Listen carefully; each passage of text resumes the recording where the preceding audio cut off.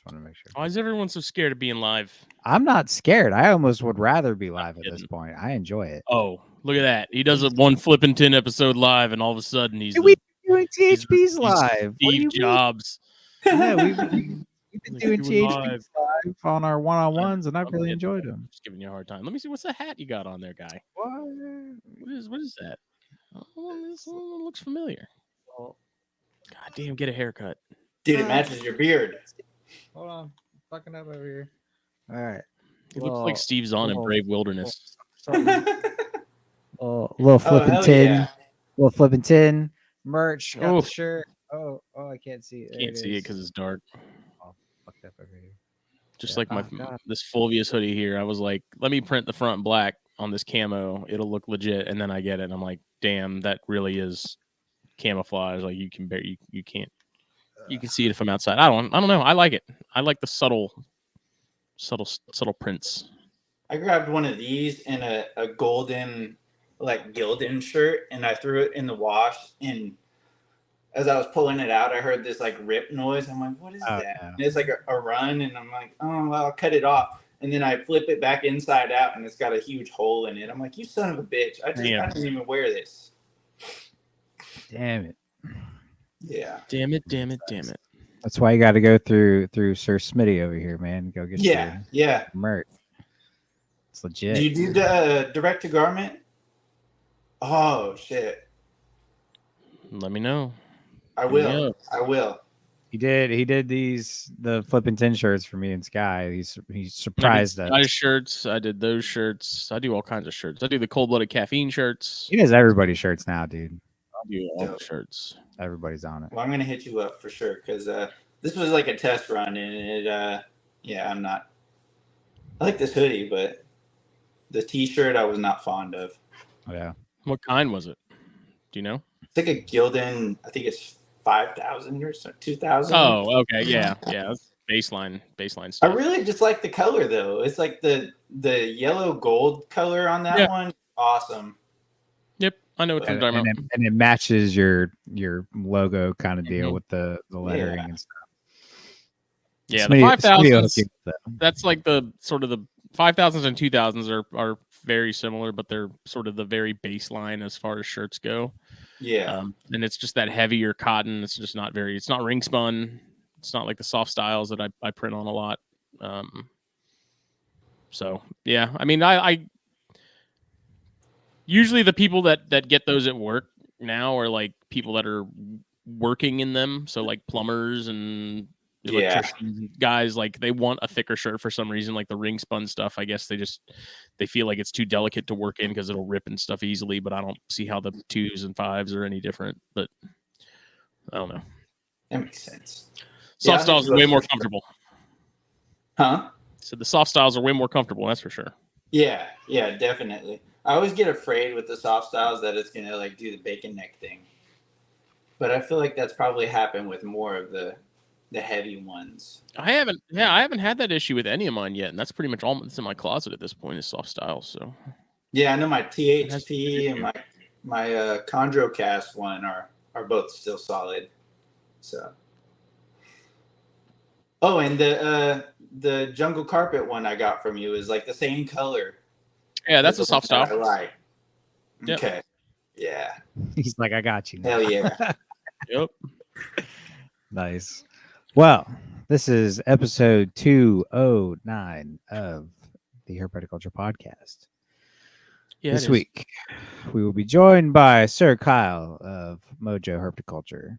What up? And very excited to have Kyle on again. It was funny, dude. It hit me the other day. I was like, there's somebody I want to have. Literally, like when I messaged you yesterday, very last minute. I was like, there's somebody I want to get on, and I can't think of who it is. I'm like, why am I blanking? And I was like, Kyle. I was like, oh my God, we haven't had Kyle. Hasn't been that long since we've had Kyle on, you know. It's 4 years later. And then he's like, no, it's been 4 years. I was like, what? Dude, I couldn't believe it was 4 years. I was like, holy shit. Yeah, me either. That was definitely a reality check. Like, yeah, dude. I was like, wow. That's insane. I was like, no wonder all of his stuff is all grown up and breeding now.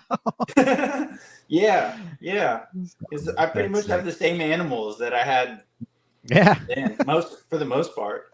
which is awesome. It's exactly why I definitely wanted to get you back on, just to get like an update, man. You know, it's been so long. But as usual, this episode, of course, was brought to you by BlackBoxCages.com. You need a rack, you need a cage, you gotta check out BlackBoxCages.com. It is best of the best.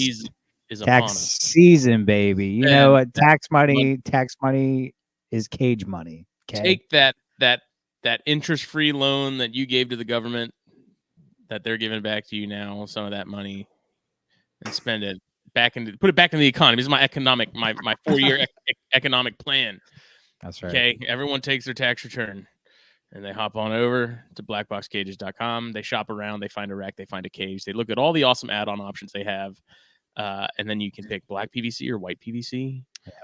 All the different lighting options, heating options, sizes, tub options. The list is endless. It almost makes it hard to choose because paradox of choice. There's so many options, and it's like obviously, you know, you're going to get what you want. That's why there's so many options. You're going to get anything and everything you could ever imagine and dream of. But like, good God, it's almost hard to choose because there's so many things to choose from. It's great.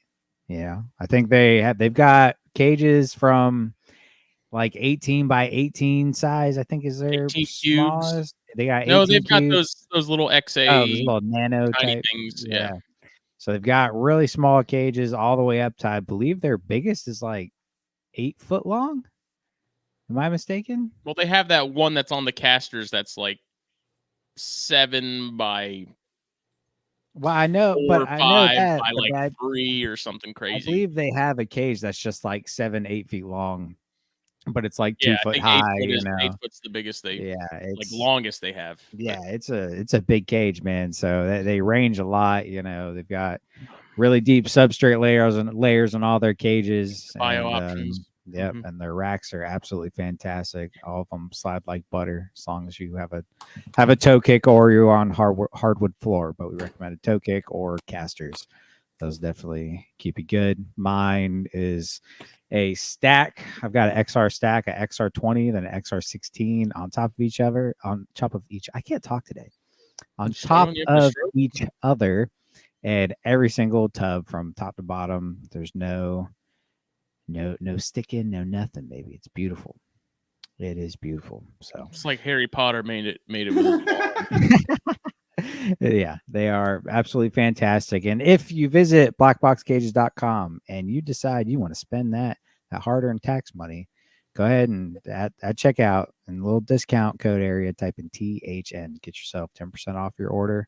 Save yourself a little bit off the top. And if you're in the general vicinity, you can also do pickup options. Save yourself on shipping. They're in the North Georgia area. Me and Smitty make the trek every year. So if you're around the North Georgia area, you don't mind driving a little bit, go ahead and go over there. Hitchhike up there. Yeah, it's great. It's a lot of fun. If they were a super rare species of viper, they'd be Tubus nosticicus. Damn. Yeah. Because those tubs don't stick. Smooth. Like Carlos Santana and Rob Thomas. Smooth. And then with that 10% you save at BlackBox, go ahead and take that 10% and head on over to Steve's Snaketuary and get yourself some Venom. Economic plan. Sauce. You get the BlackBox cages, then you get the hot sauce. Dude, it's great. It's fantastic. Go ahead and get yourself some. We recommend the cottonmouth sauce if you just want to give one a little taste, see what it tastes like. You know what I mean? Go ahead and try that cottonmouth. But if you want to just dive on head first, go ahead and get yourself the whole set. You won't be disappointed. Collect them all. Gotta collect them all, man. And then part 3 of that economic plan. Just go to fulviusapparel.com. That's right. Get yourself some shirts. I'm gonna get some tank top options together of some of the designs, not all of them, because color options for tanks is fairly limited. But come the warmer months, I did a little poll on Instagram, said, if you wear tanks, if I offer tanks, do you want tanks? And a lot of people said yes. Like 2 people said no, but it's the other 90% that said yes. So if you don't wear tanks, don't get a tank. I don't wear tanks. Very simple to not buy one. That's right. So those will be coming here soon. A lot of people wear those things, man. Well, I was thinking about it, and it was like Chaz wears tanks, Harry wears tanks, Sky wears tanks. Like a lot of people I know wear tanks, and I don't have the body to pull off a tank top without looking like I beat my wife. Should bring back the crop tank top. That's Sky. That's Sky's neck of the woods, boy. Yeah. You like some crop tops. But, I worry about him sometimes. I used to try and rock the tank back in the day, but not. I mean, I could wear one, but I just don't want to intimidate everybody with my muscles. That's fair. I'm afraid that thanks. Like if I walk into Walmart with a tank on, they're gonna like lock it down because it's gonna be a gun show.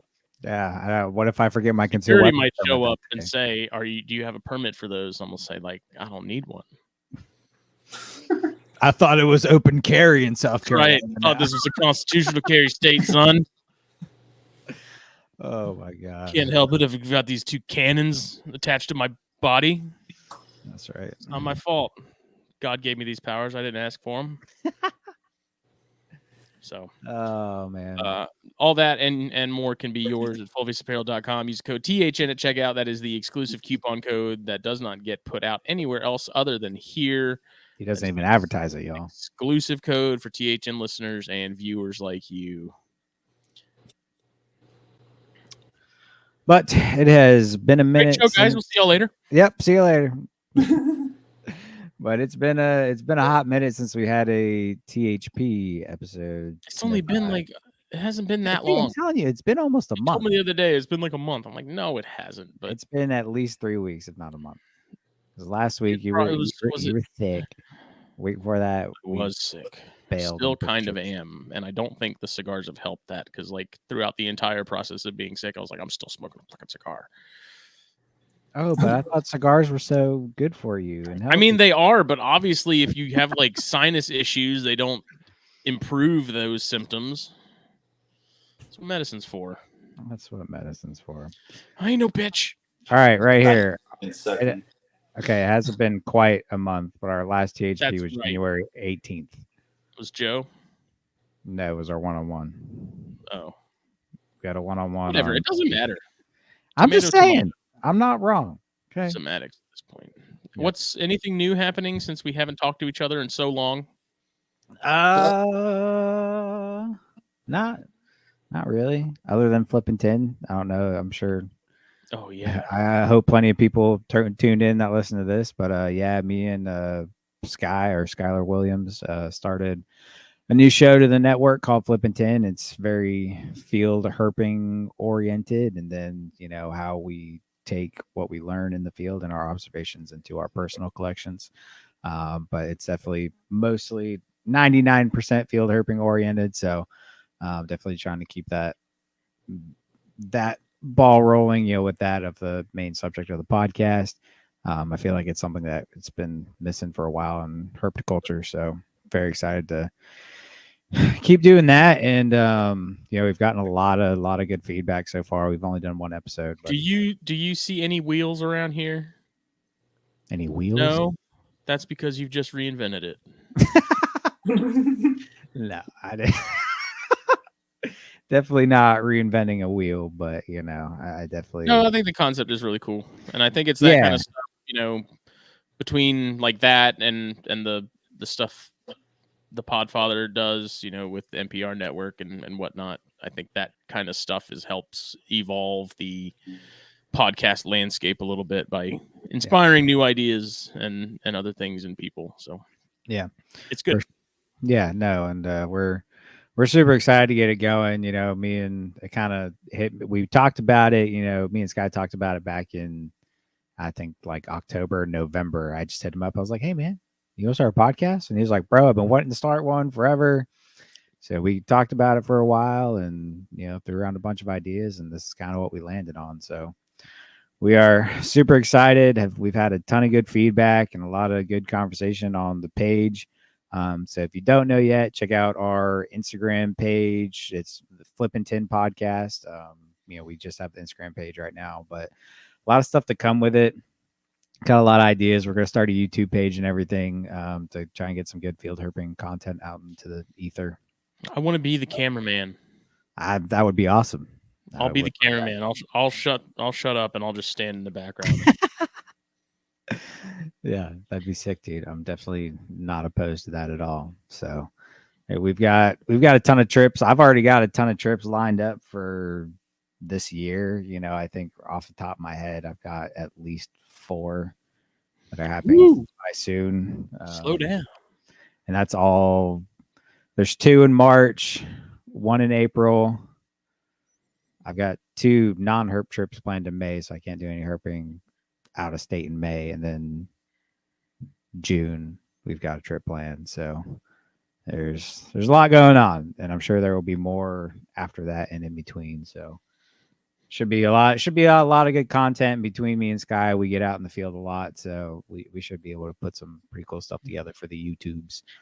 And we're stoked, man. You know, everybody's been hyping us up about it, and I can't tell you how many people are like, "Man, I need to get in the field now. I want to get in the field," you know, and having everybody just all psyched up about it. And you know, it's been my bad.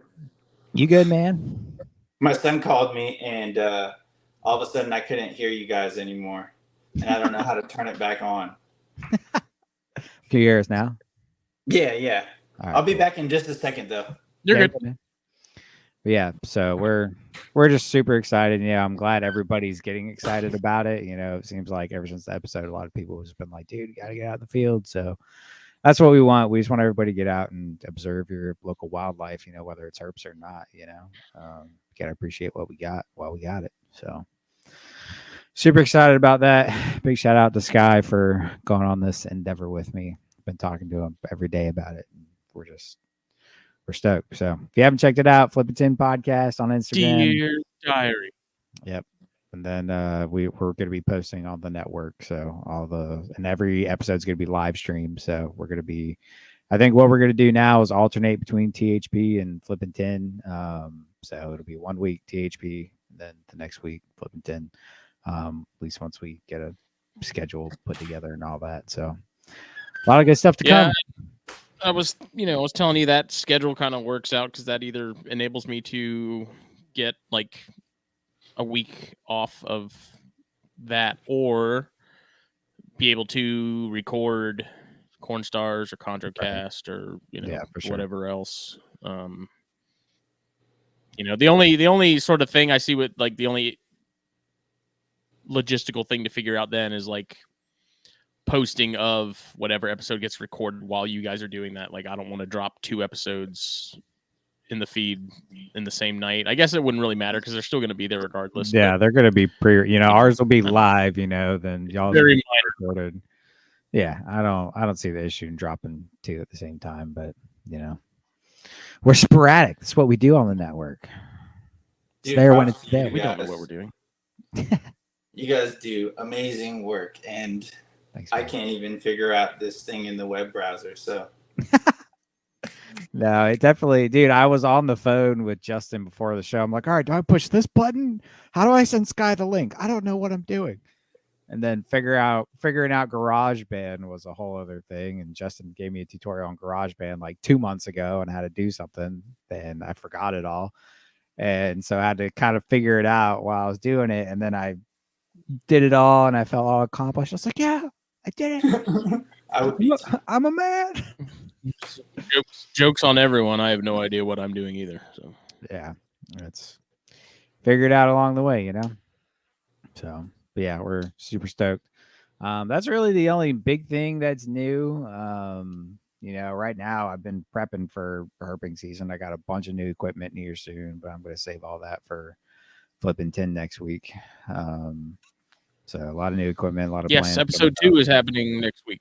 Yes, next Thursday. I'm going to make a post about it probably this weekend. So let everybody know that we'll be live. So if you're free next Thursday night at 8 p.m. EST, we'll be live. So check it in. Had a lot more people. Go ahead. What? Go ahead.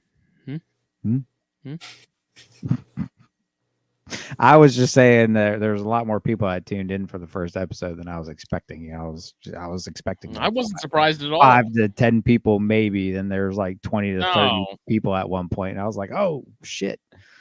So more than I was good. expecting. I'm sure people are probably tired of seeing and hearing me, so it's refreshing just to have something that I'm not involved in.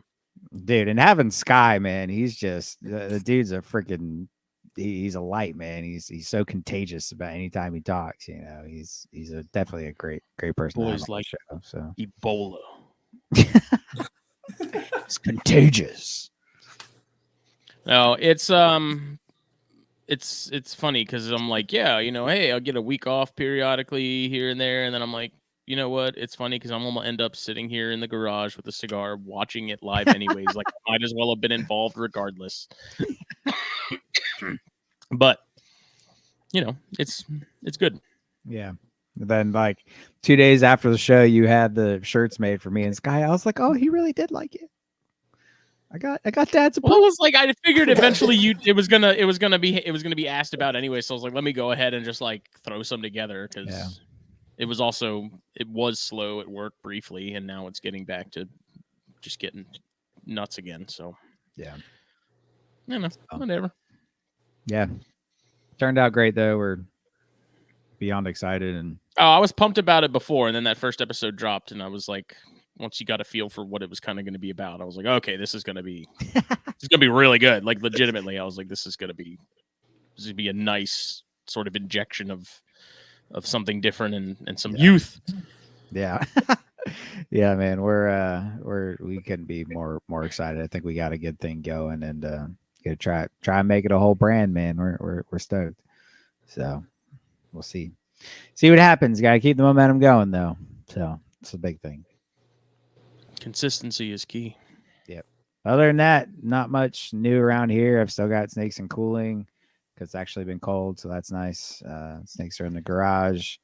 Everything else in the room is up and feeding again. I did a short brumation for the actual room, a short and light brumation for the whole room, just to help cycle the carpets and all the other colubrids. So everybody got about a month off of food, and room stayed in the mid to low 60s. So it was good. Gave everything some time. And there's some stuff. I've got yellow rats here that are adults and they're in cages. And what I did with the other stuff is I actually pulled the entire V70 rack out and put it in the garage. And then my other big stuff were in standalone tubs. So I just threw all them out there. But I have 2 yellow rats I'm going to pair up, but they're in bigger cages that I wasn't going to move.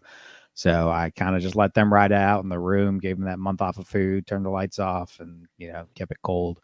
So I'm gonna see what that does, see if that gets anything going. I think with some of your Florida localities, I really think that should be enough. At least for most people it is. So we'll see.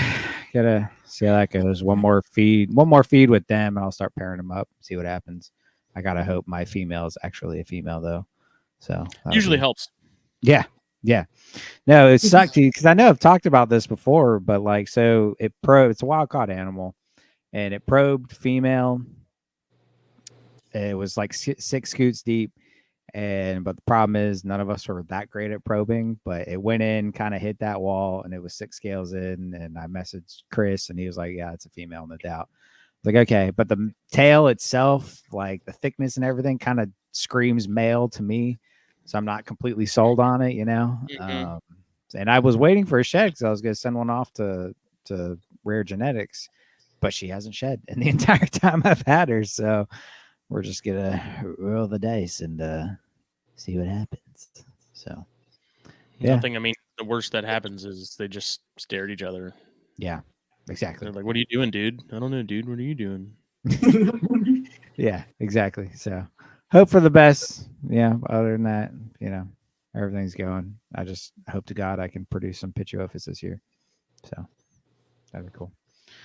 Other than that, everything is as usual, I guess. Everything's eating, pooping, and spilling their waters. So, yep, definitely normal.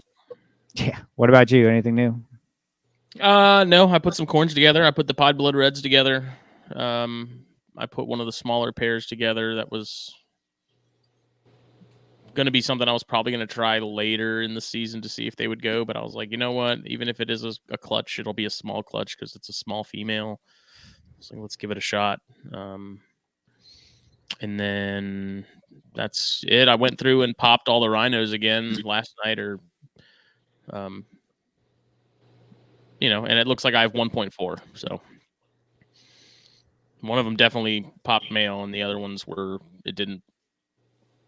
anything noticeable that said male. So once you get that one pop good, and that one's a male, you're doing it right, so it makes you feel better about the other ones. So I was with the rat snakes. Once I got it, I was getting males on the first try, and any ones that did female, I tried it a few more times and nothing came up. I only missexed one of them because I was given 2.2 to Montrose, and I was like, "Oh, this female is nice." And I double checked all the sexes, and I went to pop it, and it out popped 2 hemipenes. So I was like, "Well, there goes that." What the hell? It's like, I guess I'm keeping this one. So planning to. I was going to separate rhinos for the year, but I talked to Rob Stone and was like, how often, do you breed your females back to back, throughout consecutively, year to year? And he said, yeah, they do fine. So I was thinking for some reason I'd heard him say that he gives his females a year off. So I was like, okay, I'll separate mine in a couple weeks and then give her the year off. But if she'll be fine. She's in good shape still from that first clutch. And the only thing I may do is separate and do the other male, a different male than the male that she's in with right now. I may change it up, get a little bit of diversity in there. But yeah, I mean, they're slowly coming around. I'm going to probably offer some food tomorrow to see if anyone else is getting on board with the pinky and no fish train. On the pinky train? That's right. So nice. And then other than that, yeah, I mean, there's nothing else going on that I can think of. Kyle, I'm kind of surprised you don't have rhinos. They seem like they'd be up your alley. A green snake that does absolutely fucking nothing. So. I was under the impression they do a lot. They do a lot. Jake doesn't know what he's talking about. They sit there. He put one in my hands, and it sat there like a stick the entire time. He keeps those cracked out barons that are constantly moving until their heart stops. So anything that doesn't do that sits there and does nothing. No, they move. I'm listening to everything you guys are saying, and I'm like, damn, I got it easy over here. No, man. Barons are sweet. If you're gonna go for one, definitely barons, because barons aren't bad. Like, they move until they slow down, and then at that point, it's just like a slow movement. They're fast at first. I mean, they're a fucking racer, but they're going at first, and then they slow down, and they're just kind of chilling. They're cool. Yeah. Plus, they're sure eventually they'll branch out again. Yeah. Everything's been the same in here, pretty much. Do yourself. It's not a bad thing, dude. That's not a bad thing.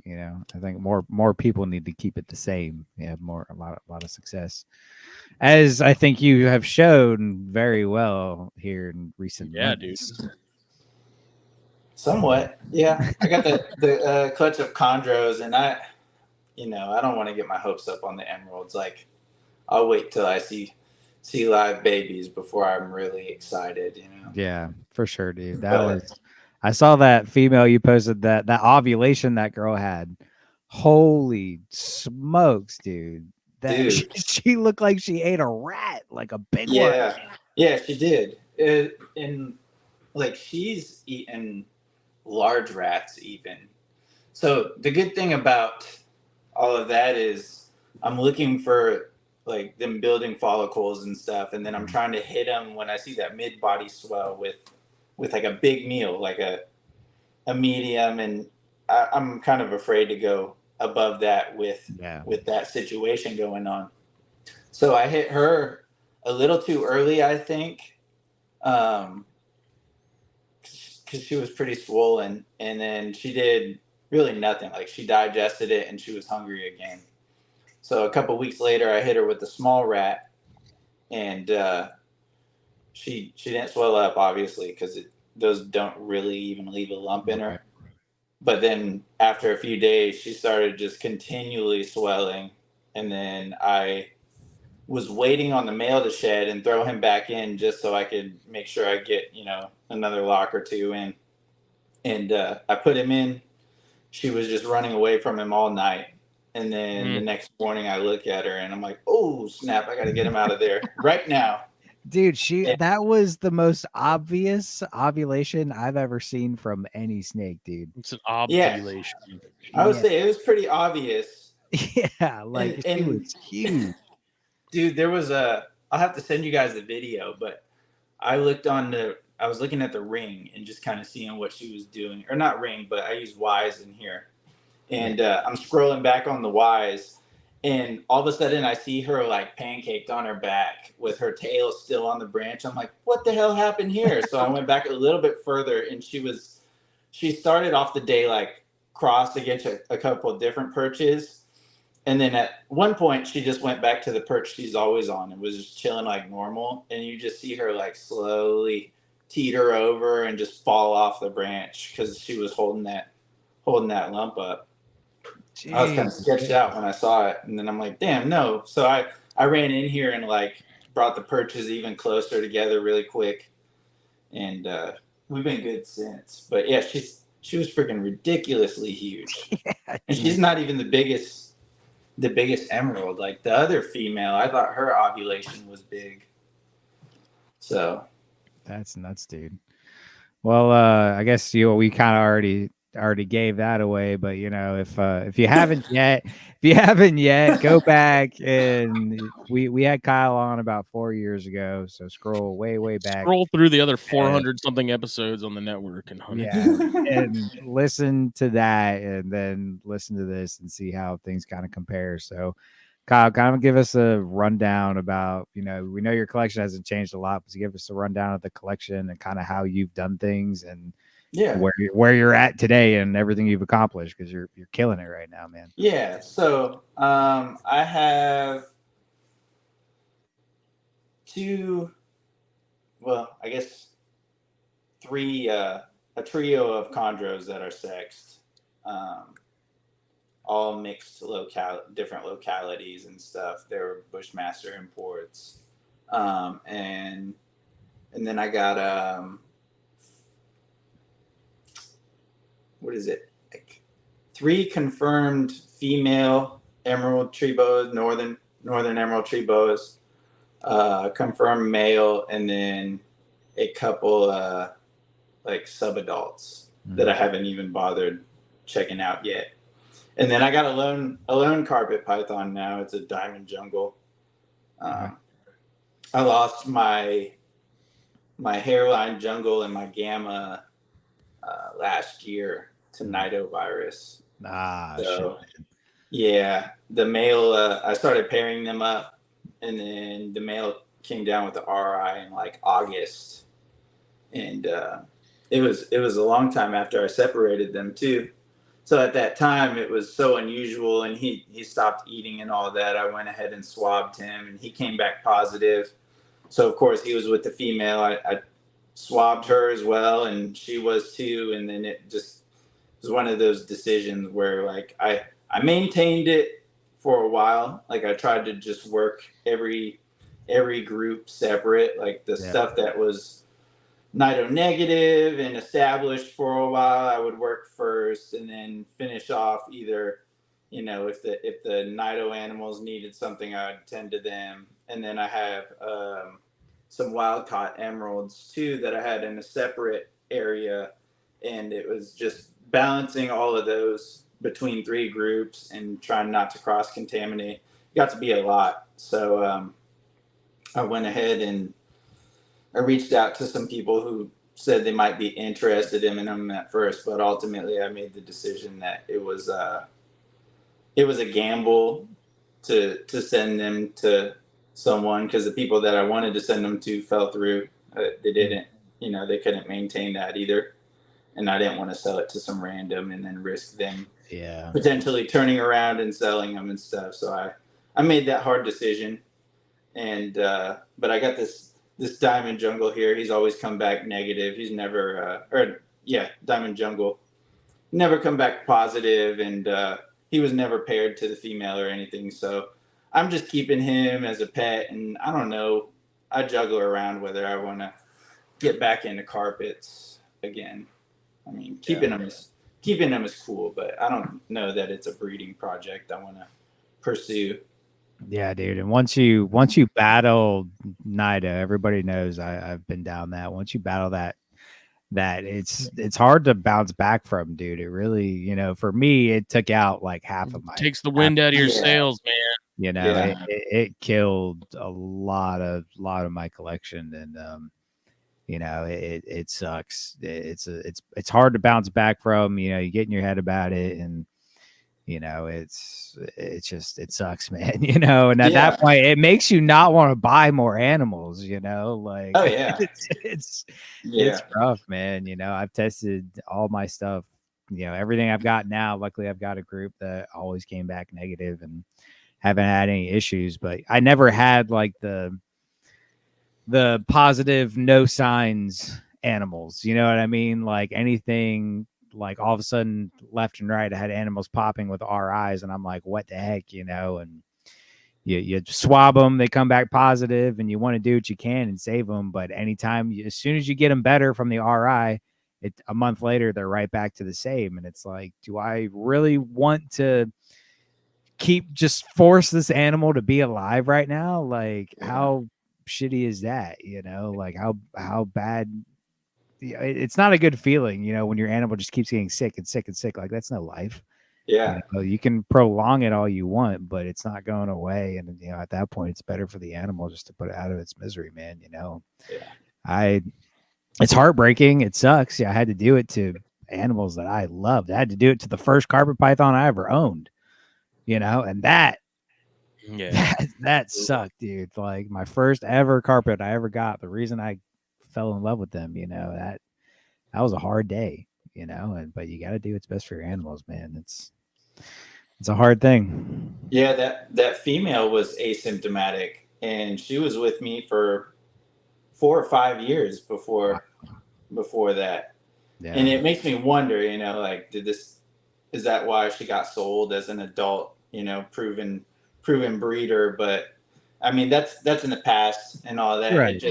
But like you said, I'm skeptical about bringing things in, and it definitely, I was lucky that, my first kind of exposure to the hobby and stuff was like Carpet Fest at the Bartolini's and stuff, and seeing, how everyone's preventing cross contamination. So, early on in the hobby, I got it out of the way that, picking up a snake and putting it back and being like, oh, this one, now I'm going to handle it. And right. Everything was always gloves and separate tongs and stuff. So, and boy, do I remember that first Carpet Fest with you. Oh yeah. that night goes down in history.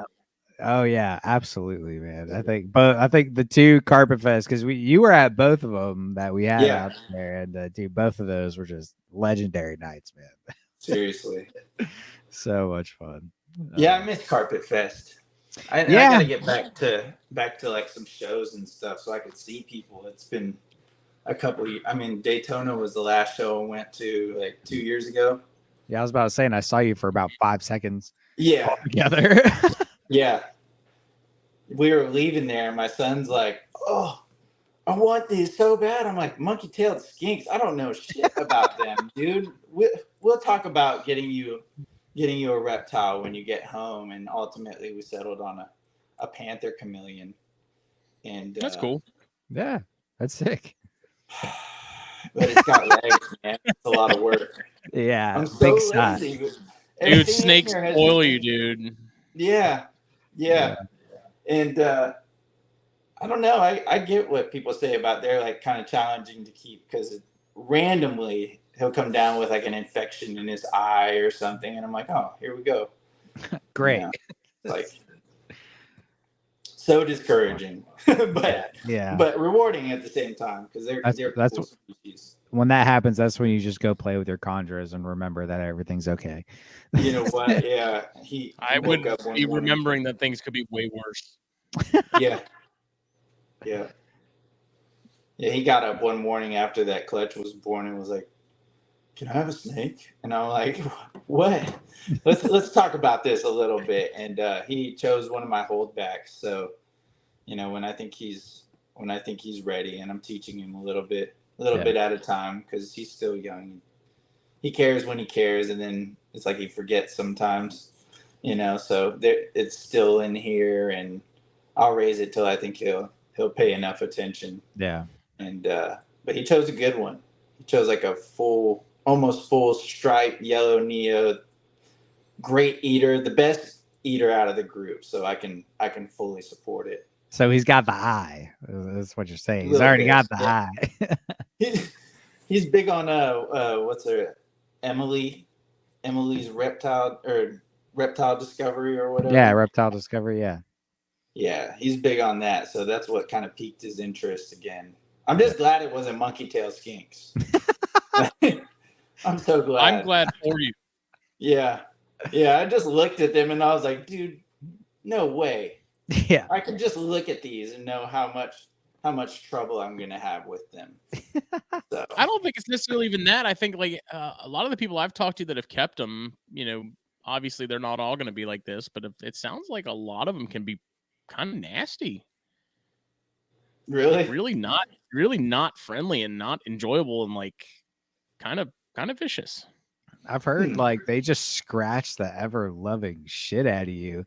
I don't even care about you the tails, them, dude. like... You know, those things could the jowls on those things, boy, you know, they bite you. Yeah, that's gonna suck.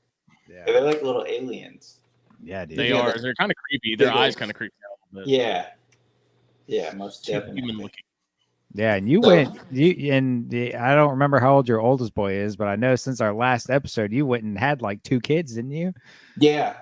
So we got an 8-year-old, an almost 2-year-old, and an almost 1-year-old. Man, I know you're busy.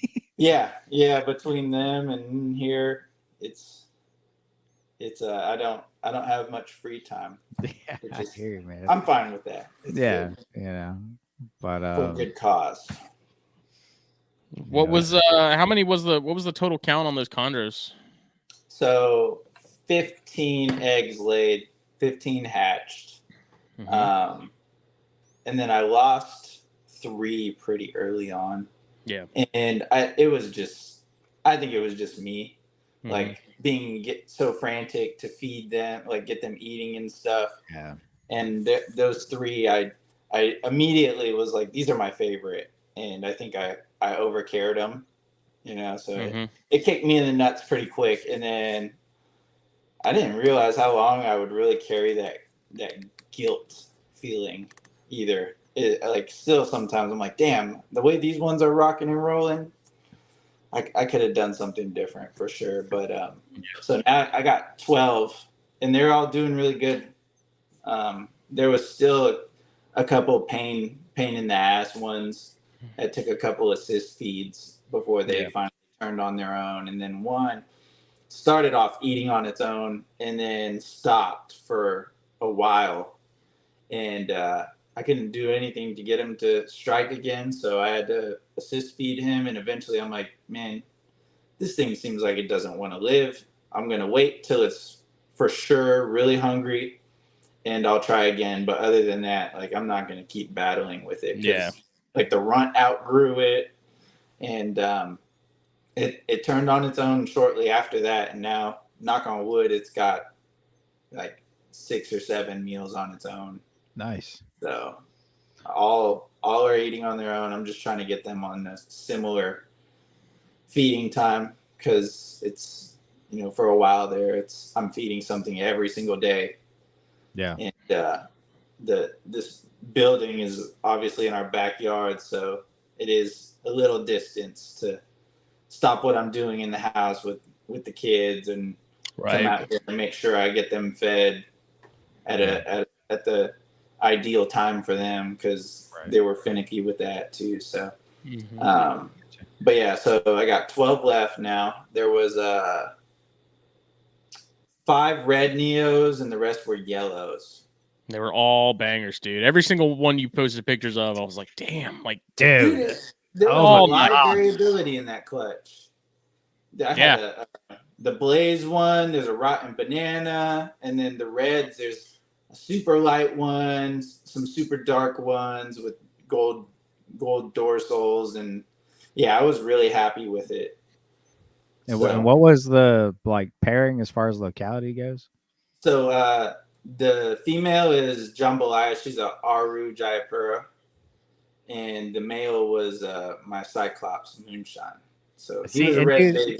Was yellow. Huh? I love that so much because those two, Moonshine and Jambalaya, I've watched you raise those snakes basically since you got them. Dude, And, yeah. and the fact that it's just like come full circle, I was so stoked for you when you told me you got the clutch and you were hatching these babies out. I was like, oh my God, like those two snakes, dude. Like those were like your first chondros, weren't they? Yeah. Yeah, that was like jambalaya was like probably my fourth snake in general. Because I got in around 2017. Yeah. And yeah, she was my fourth snake, and she's the only one, like the one I've had the longest. So that's crazy. Yeah, dude, it is crazy. And then he came shortly after her. Yeah. But yeah, and there's for such a long time I kind of put chondros on the back burner because I really love emeralds. Like I'm all about the emeralds, and I focused on them so hard that it was just like I was just keeping the green trees. I thought maybe one day I'd end up pairing them and stuff, but I wasn't in any rush. And I do think that's a big thing about why I was able to hatch all those eggs, because that she's a small female. Like I weighed her last January or February, and she was like 483 grams. So I was like, "There's no way I'm pairing her yet," you know. Dude, man, you'd be surprised.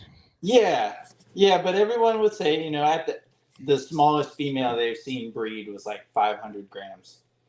That's but not like even in the wild though. From what Natush found, like that's still bigger than what the average is that they're finding with eggs in the wild. Yeah, yeah, and I wasn't in a rush. I was just gonna wait it out and keep feeding her what I was feeding her. Like I wasn't gonna try and bump it up or anything because she's close, and I do believe maturity is way more important. So,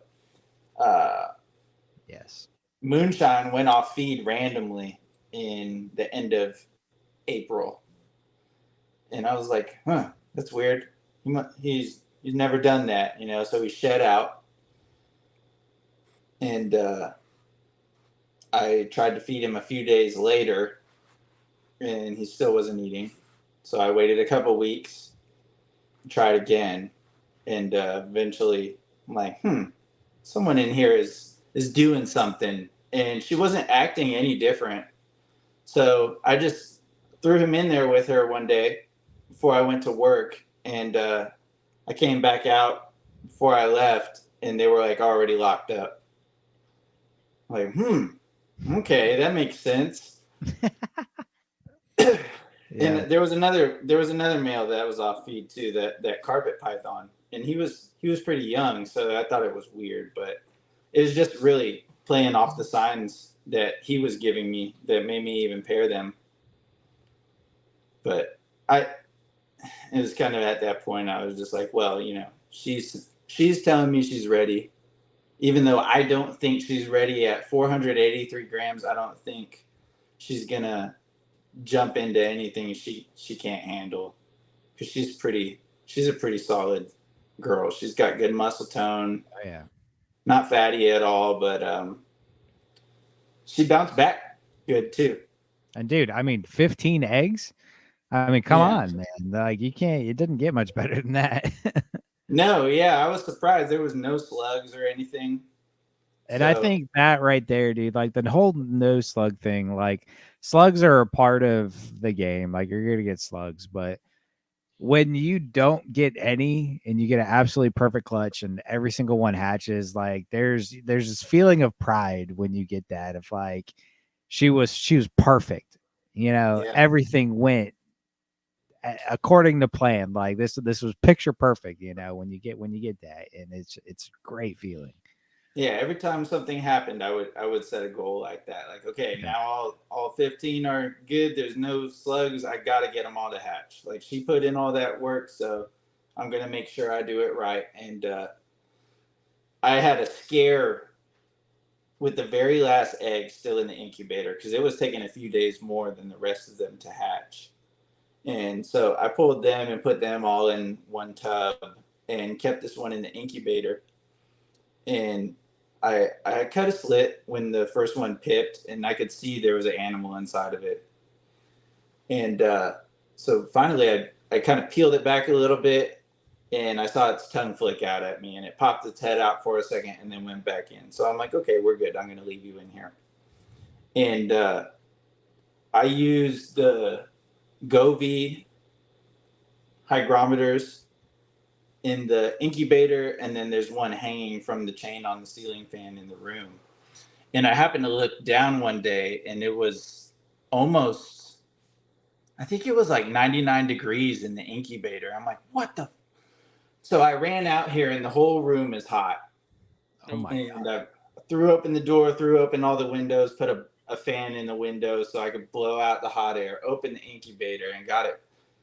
I went over to the mini split and logged in, and it was just off. Like it was randomly off in the middle of the day in the summer. And so I manually kicked it on, and then I started looking, and for whatever reason, I have a Mr. Cool DIY mini split, and it has the Wi-Fi that communicates with the thermostat or your phone. And I was running it off only my phone, but for whatever reason, there's a thermostat and a remote, and they were both sending different different commands to the unit. So even though I had it programmed to run, I think I was keeping it like 80 degrees in the room at the time. It just turned off, and it had done that multiple times.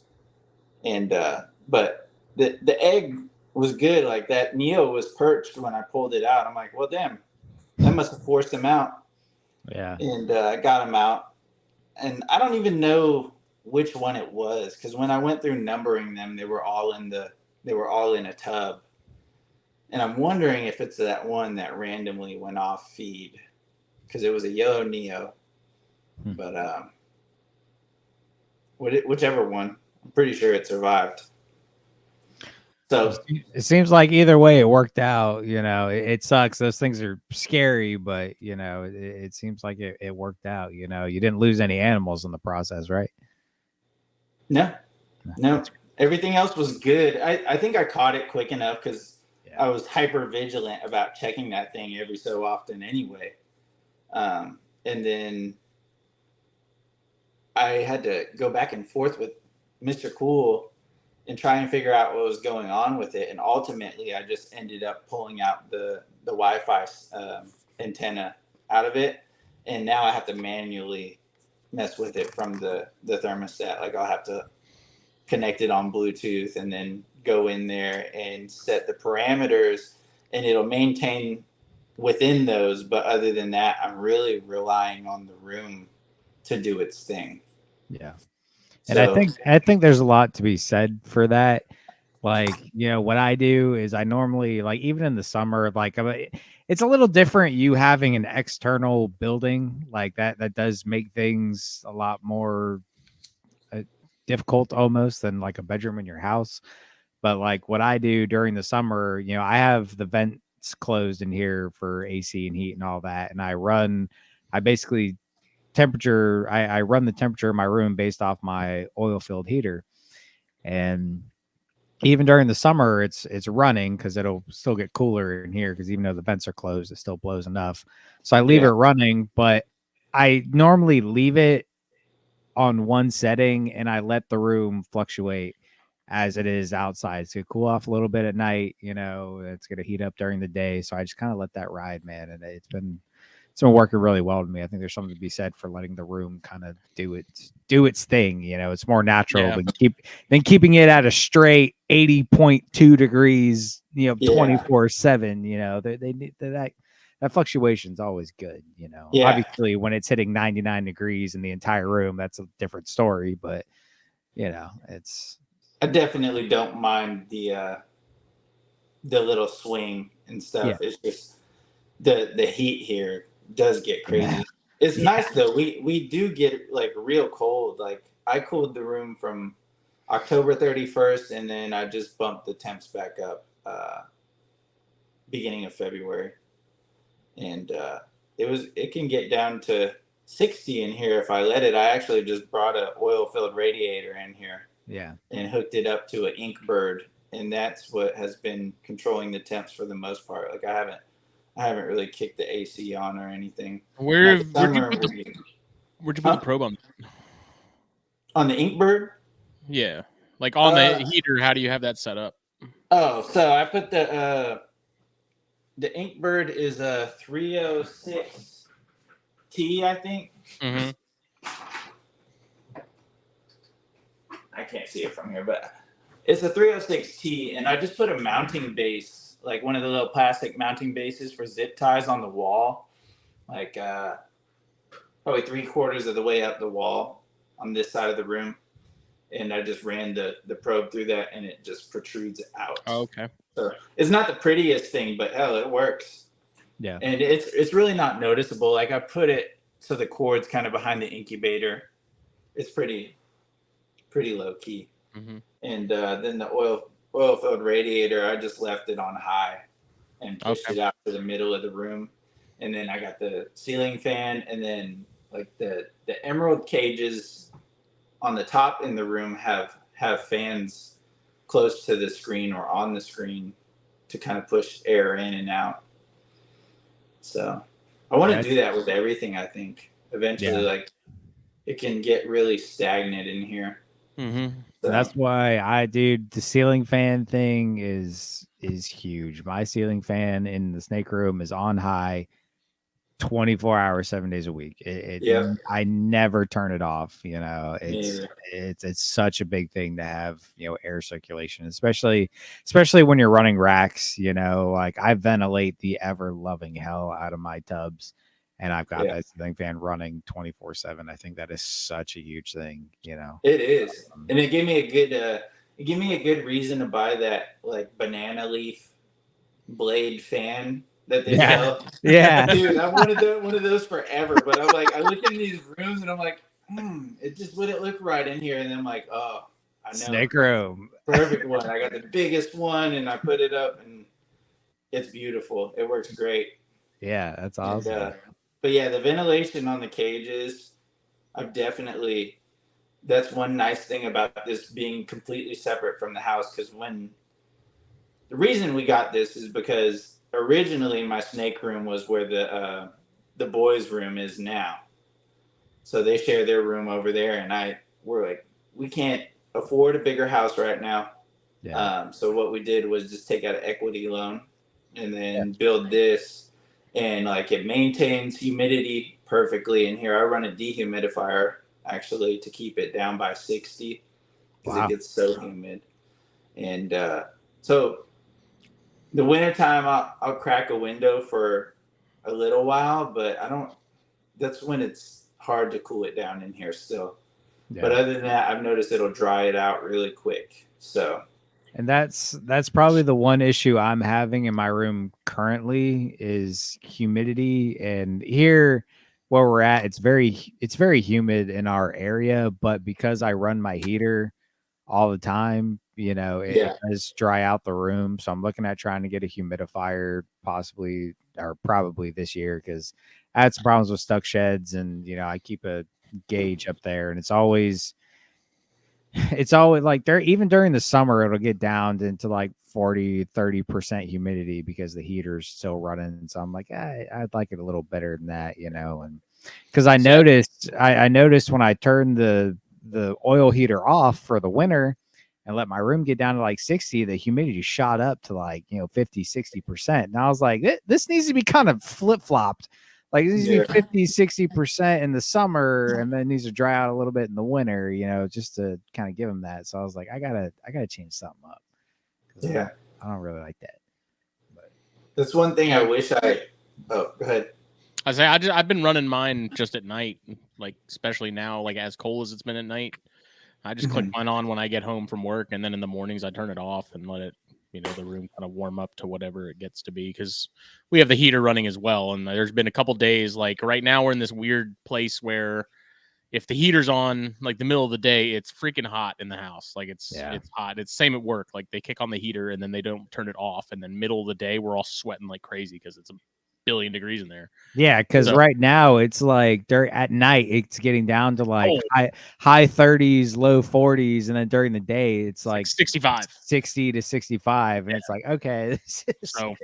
What I've been doing is I just kick it on at night and then I cut it off because I don't have any heat running on anything in my room. Like I don't have heat panels going. I don't have racks running. Like it's whatever the room is, and so that oil-filled heater, because it's a smaller room, it doesn't take a whole lot to get that room going. So I just pretty much have it set to like whatever the one is out of the three, and then I have that gradient dial turned down fairly low too. So that seems to be more than enough. If anything, it almost gets too warm in there some days. Yeah, no, for sure. But again, I like the fluctuation, man. I really do. Like I try to leave it on one setting and don't really touch it unless it hits like because during the summer I'll come in here and sometimes it'll be like 84, 85, and I'm like, let's crank that sucker down a good bit, you know, and then let that fluctuate. Because I mean, you know, I have to have a sweet spot with the type of colubrids I keep. You know, the rat snakes are fine, but the Pituophis, they get real antsy when it's over 80. So I try to keep it around 78 in here pretty much year round for the colubrids. Not year round, but like during the summer, you know, in most months I try to keep around 78 to 80, and that's been working real well. But I'm slowly trying to transition over to like having everything ambient in here because, dude, I'll heat it up to like it's fantastic. Dude, I was so close, and then all these pairings started happening, and I'm like, son of a gun. I'll wait until after this is good, and then I'll hold off for a little while. But it just seemed like I don't want my room 80, 84, 83 degrees when I come in here to work. And so I still have my Pro Products panels running in like the Exoterras, and there's a tub in here that has one in it. But I killed all my RBIs because they almost killed my females after my female chondros. Like both of their panels failed at the same time. And I didn't really notice at first until they started getting kind of like wheezy and stuff. And it was just freezing cold. I guess when I say almost killed them, I just think immediately like the worst case scenario when something like that comes up, and I panic. So I'm like, I want this room ambient. I worry way more about heat than I do cold. Yeah. Like I think your sweet spot for a lot of your, and I thought about doing it with the carpets, but again, with the carpets, I still have external heat. I do belly heat more than anything. You know, I've switched over to these, I've switched everything over to heat pads, like actual, like not, because they used to have like sections of heat tape that ran under my cages. Now I've got the big Reptile basic heat pads that are really big, and I put them under my cages, and like the ultra therms. Yeah, because you don't have to have a thermostat with those. I still do on my cages, but you know, but so I've switched all those over because I hate heat tape with every bone in my fucking body. Like I don't like heat tape. You know, I would take a heat panel over heat tape any day. But I think the sweet spot with a lot of your tropical boas and pythons, it's not necessarily keeping your room at 84 all day, every day. Cause I have done that. I did that previously and it sucked for cleaning like a lot, you know, but, what Skylar does, so he keeps barons and pythons and, you know, or popwin carpets, barons, and, you know, a couple colubrids. But what he does is it's basically, it's almost changing all day, almost like it does outside. It's not to the extreme that Florida and, you know, we get. It's not 100 degrees in his room. But, you know, his room ranges, like it'll be lower in the morning and at night, and then it gets hotter and hotter throughout the day. So it reaches a peak of 84, 85, possibly 86 for a little bit, like midday, hottest of the day, it gets that warm, and then it slowly comes down at night, that whole thing.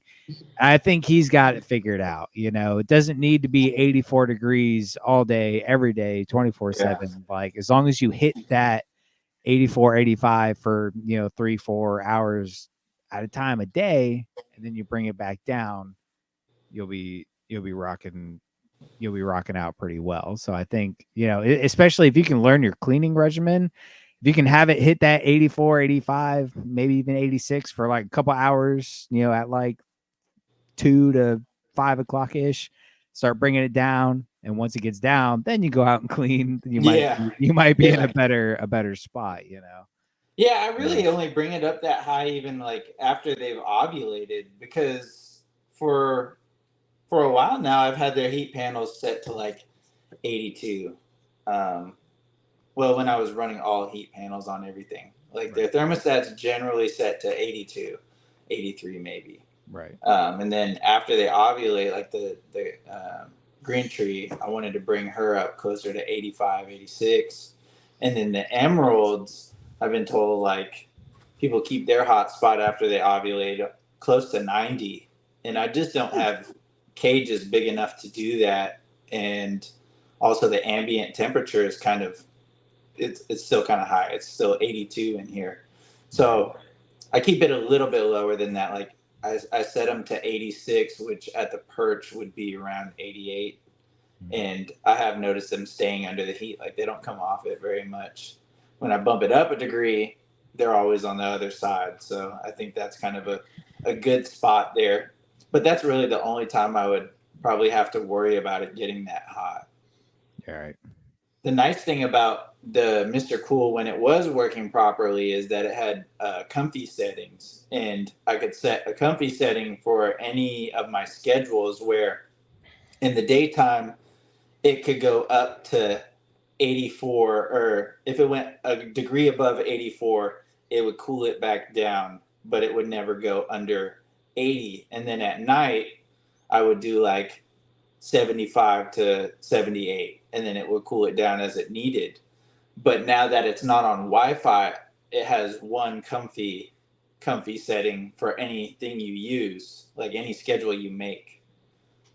If that makes sense. Like, I can only make one schedule. I can't make separate ones. So it was hard to do, like especially in the winter, like let it get warm in the daytime and then cool it down. But then all of a sudden it's already cool outside, and then the AC's blowing too. And then it's just constantly going back and forth, on and off, on and off. So that's why I brought that heater in here, and it helped out a lot. But aside from the pro panels, I have the two female chondros have what you were just talking about it, the heat tape, not heat, like the tape, but the pad. Ultratherms. Yeah, I put ultratherms on those with some like insulation just to keep it a little warmer, because I was having a hard time getting a real warm spot there. But everything else in here seems to be doing fine where it's at. Like I haven't had any RI. There was one of the female emeralds, the wild caught one, ended up with a little like wheeze for a little while. But I think I just let it dry out too much. Yeah. So yeah, man, there's something to be said for if it ain't broke, don't fix it. You know what I mean? Like if it's working, let it work, like it's a big thing, man. And if it works for you, because everybody's room is different, everybody's area is different. It's gonna work different ways, and if it's working for you and your animals are healthy, everybody's doing well, you just need to leave that shit, Yeah. Because I think I think that is an issue that some people can struggle with, is they're always searching for something else that's easier or whatever, and it may work, but a lot of times your animals acclimate to how you run things, and all of a sudden you want to change something and things get hairy. And it's like, okay, they're not used to how you're doing that. If you run your room a certain way and everything's doing well, you should probably just keep on doing that. Yeah. So I thought for sure when I moved everything out here that it could be like a year plus before anything was really acclimated and ready to do anything. So I didn't have any plans on pairing anything until this year. But they all settled in really well, and I think it's just I'm doing things the same. Well, trying to get the same parameters and everything in here as I was in there, except for I'm not fighting the central air drying things out, or the big window getting things too cold or too hot, and it just all flows really well. And that's I think, where I'm starting to see stuff go where I want it to go. Yeah, for sure, man. Well, kind of moving from that aspect of things, I personally think you are the poster child or perfect example of the take your time and you will succeed, kind of story. So what would be your advice to, because I see the success you've had, and I think it has so much to do with you didn't rush things. You were okay with raising stuff for several years, letting things acclimate to you and how you do things. I think you did everything how everybody should do things, raise it for, 5, 6, 7 years and be okay with the weight game. So, what advice would you give to somebody who's itching to breed, but they don't know where they're at? And, how was the waiting game for you? And what advice would you give somebody to have the type of success that you're having right now? I really enjoy everything I keep. So it's not a thing. Like I don't think about it as in, oh, I'm just trying to breed this and all that. Like I legitimately would, get a lot of joy out of coming out here and just, dude, seeing an emerald or green tree python even have a bowel movement because they're so sedentary. Like that thing takes a crap. I'm like, cool. I'm happy to clean it, and I'm happy to see you do something because usually you're just sitting on a stick. Proof of life. Yeah. But we used to have a lot of talks about that back when you and I first met, Jake, and we'd talk about feeding slow, like, but feeding good sized meals and stuff, and that really is what I think with emeralds in general need. Like emeralds, people underfeed them, and feed them more frequently, or feed them and don't feed them more frequently. Like they'll be feeding them small mice or whatever too long and stuff. And I've had an emerald die on me from being fed too small for too long. And by the time I tried to bump it up, it had a good stomach stretch and stuff. So it was just anytime I would try and bump up to that next prey size, it puked and then it died. And it was a baby. It wasn't from chlamydia or cryptosporidium. Like all that stuff came back fine. It was just a matter of the person I got it from was feeding it pinkies from the day it was born until they sold it to me a year and a half later. And so I've always been big since I got into this on I'm going to give them a good size meal, and I'm not going to feed as frequently. So after, like with the chondros, I think after a year and a half, 2 years, I went to monthly feedings. Yeah. The emeralds pretty quickly, as soon as they started taking like adult mice or smaller adult rats, depending on their situation, I would feed them monthly as well. But in the beginning, when their metabolism's a little faster and it's going, I'm pretty on top of things. And then when you can always, it's pretty easy to tell when something is ready to go to the next step. Like if I'm feeding you small rats and you're looking kind of skinny, we might move up to mediums. Right. And I did get that one female that had that big ovulation. I think I not overfed her, but fed her too big for a little while, because there was a time when she was taking large rats, and I was like, well, she can, and she's looking good. And then next thing I know, she's got those like creases on her sides. I'm like, okay, we're going back to mediums, and yeah, hopefully, her being gravid will, she'll lose some of that weight. Probably. That's a. I can't remember who it was on a podcast, and they're like, so how do you get an obese emerald to come back down in size? And they're like, oh, you breed them. I guess we'll see. That's my only chance at that, because I don't know. Like they're super lazy. I got a bamboo laundry rack that I'll take outside in the summer, and I'll put them on it. And sometimes I'll even turn the hose on and let it rain on them to get them to move and stuff. But I think, down the road, this room has already become small to me, especially with the chondro babies and then any potential babies in the future. I'm like, well, I'd really love like 3-foot cages, at least 3-foot cages for my adult chondros and emeralds. Probably 4 for the emeralds, because they are like significantly bigger. There was a while there where I was like, these aren't really big as people say they are, but get 5-6 years on them at just a normal feeding rate, and they're pretty big damn snakes. So, yeah. But yeah, I think big cages will help with that too, where they, Yeah. They can't they need to go explore. And that'll help with that whole heating regimen thing you got going on. If you want to heat it up, it's not going to be as big of a deal.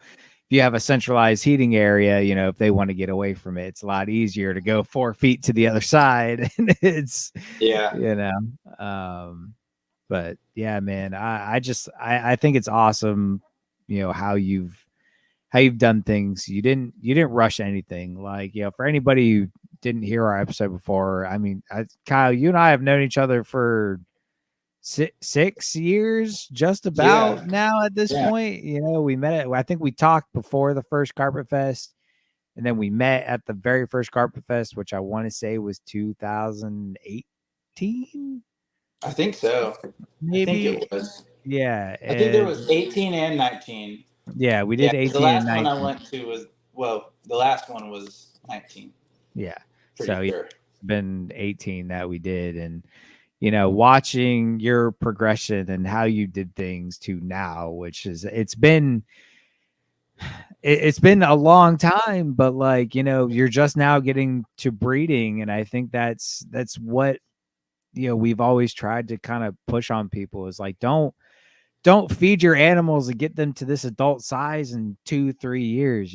Give them time, give them that little bit of time to get mature, get the size naturally. Don't power feed them every 4 to 5 days, a big meal to get them up to size, and I think you're reaping the benefits at this point, and it's awesome to see, dude. I was so stoked for you when you got that first clutch, and I appreciate that, man. Yeah, man. I think it shows how good things can be if you do it right. Yeah. I think so. I don't have I don't feel like there's a time or expiration on any of this stuff in here. I'm still, 80% of them I raised from babies, and even though it's been 5-6 years, it's still such a short period of time. Like if we're doing things right. So I am just now getting to enjoy all of that side of things, and it's been really cool. It does go by quick. And if you think, and that's what, like, if you think about it like this, these animals under proper care should live to 20-25 years plus. 6 years is a drop in the hat compared to how long these things should live, so don't rush it. I am a firm believer that anybody who says their snakes drop at 10-12 years old, I'm a firm believer of it's because you got it to size so fast, and you've been breeding it for the last 7 years. Yeah. Maybe these things should only live, for 7 to 10 years once they hit breeding age. Like you don't need to rush it, man. Like I applaud you for how you did things. I love the way you did things, and that's a huge reason why I wanted you to come on and just kind of show like how good things can be when you wait and you're patient. And I've never heard of anything bad come from somebody taking their time. Absolutely not. I've heard a lot of the opposite, but exactly. No, it's really cool, and it's I love the thought of bringing in new animals, but at the same time, it just scares me. Yeah, it just scares me. Like I've put a lot into it, and so we'll see where things go. Like I'm hoping to get some litters of emeralds this year, and just probably hold on to everything I can. Yeah, man. That's the cool thing. You can make your own. You don't have to add stuff. Just make your own, and it's all there. Yeah, that was a big pushing thing. Is it took me all of this time to accumulate what I did with them, and right. I mean from my first my first U.S. captive born and bred emerald to my second was like 3 or 4 years, and then after that it was like a couple opportunities presented themselves. I didn't have the money really to spend, but I took I took my chances. I'm like, what are those? I got to do this now, or else I'll never get the opportunity. And now to find an emerald available that's captive born and bred is ridiculously hard, and nobody that's breeding them really wants to let go of them a lot of the time. So I knew it was just one of those things where if I want more, I'm going to have to make them myself. Yeah. Northerns in particular are odd because it's such a commonly imported species that there's so few people either trying to breed them or let alone having success breeding them. But it's like, where's the breakdown on that? Like, why is there such a gap there? Is it people not waiting long enough? Is it people getting adult animals and then them just having issue after issue with them? Just observing from what I see in the groups and stuff like that, it's always somebody saying, I'm getting this emerald next week. I plan on pairing her to my male eventually, and then next thing you know, it's like my animal regurged. Is this normal? It's just ignorance. It's really ignorance, and I get preaching captive born and bred, because the people who get into this and want to keep emeralds, there's no other way, no better way to start, I should say. For sure. Having her as my first real emerald made it so easy. Like just knowing, okay, she's capable of this, and most of them should be capable of this. If they're not, then that's kind of where I'm gonna set the bar. Like if they can't do at least that, then it's probably not a worthy investment. So even when I got the wild caught pair, it was like I had been talking to Christopher Rice, who's big on establishing imports and stuff, and he's like, I bring them in, and soon as I can, I'll get an appropriate size meal in them because I want to know what I'm up against. So he would feed them like a medium rat off the jump. You're gonna know if they're gonna. Can you hear me? Yeah, I'm trying to get my camera to try to get it. Oh, okay. But yeah, he would go about it that way, like feed them early on and see what goes on. And a lot of the time, he was finding that there wasn't really issues with that. But the ones that sit at the importer too long, and they're feeding them small because they don't want them to puke because they want to be able to sell them. Right. That's a big thing. So the ones that I got were like really fresh imports. Hadn't even taken a meal yet. He just brought them in, and he was giving them water, and then they came to me, and I did the same right off the bat. It was, feed them as big as I can. I had a hard time with the female because she didn't want a frozen thawed rat.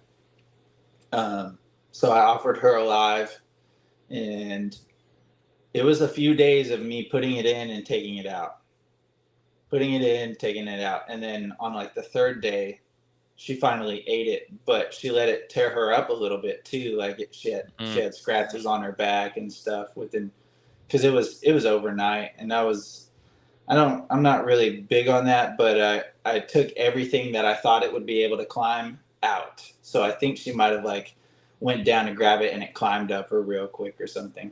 She ate that one. She didn't puke or anything, but she did not eat after that from like April to October. She just went off feed. No more. I would do it. And eventually I saw a Rodent Pro had hamsters, frozen hamsters. And I remember seeing somebody in a group saying they offered a hamster and it worked. So I'm like, screw it, I'll give it a try. Ordered I can't remember what size hamster it was, but I compared it to a medium rat, and that's the weight it was. So I ordered those, offered her the first time, she just slammed that thing. Slammed it so hard. I'm like, oh, okay, there's something to this. So I offered her one more. A month later, she did it again. And then the next time I just thawed out a rat with a hamster. Okay. And she took the rat right then. So after that, I gave her a large. She did fine with that. And then she's pretty much eaten large rats ever since without, she's not like the other one where she got fat from it. She's a big girl in general. She's got a big frame. Yeah. So, I don't know, but people, it seems like there's just a lot of ignoring all the things that are, all the resources that are open to you about emeralds. Most people just ignore it, and they're like, I'm going to do it because I did it with this species, and it's just not the same. But when we had Cody Joe on Snakes and Stogies, we had talked about emeralds a little bit briefly, and imports in particular, and he brought up a good point that those things are getting rainfall like daily, like a lot of moisture, a lot of water, a lot of humidity, and part of that issue that he hypothesized that if you're not giving them, especially imports, like if you're not hitting them with water multiple times a day like they would get naturally, that might contribute to the dehydration, might contribute to the regurg issue. Because he was saying he would miss his I think at least twice a day, and he never had any issues. He never had a problem with regurg. I think he only lost a couple of emeralds. He said like maybe 2 out of a group. But he's like, everything else he's had is done fine. But I think it's because he's up in that, both the humidity and the literal moisture. Things. Yeah, it was. I don't know, because like I'll miss the substrate pretty good, but I feel like with the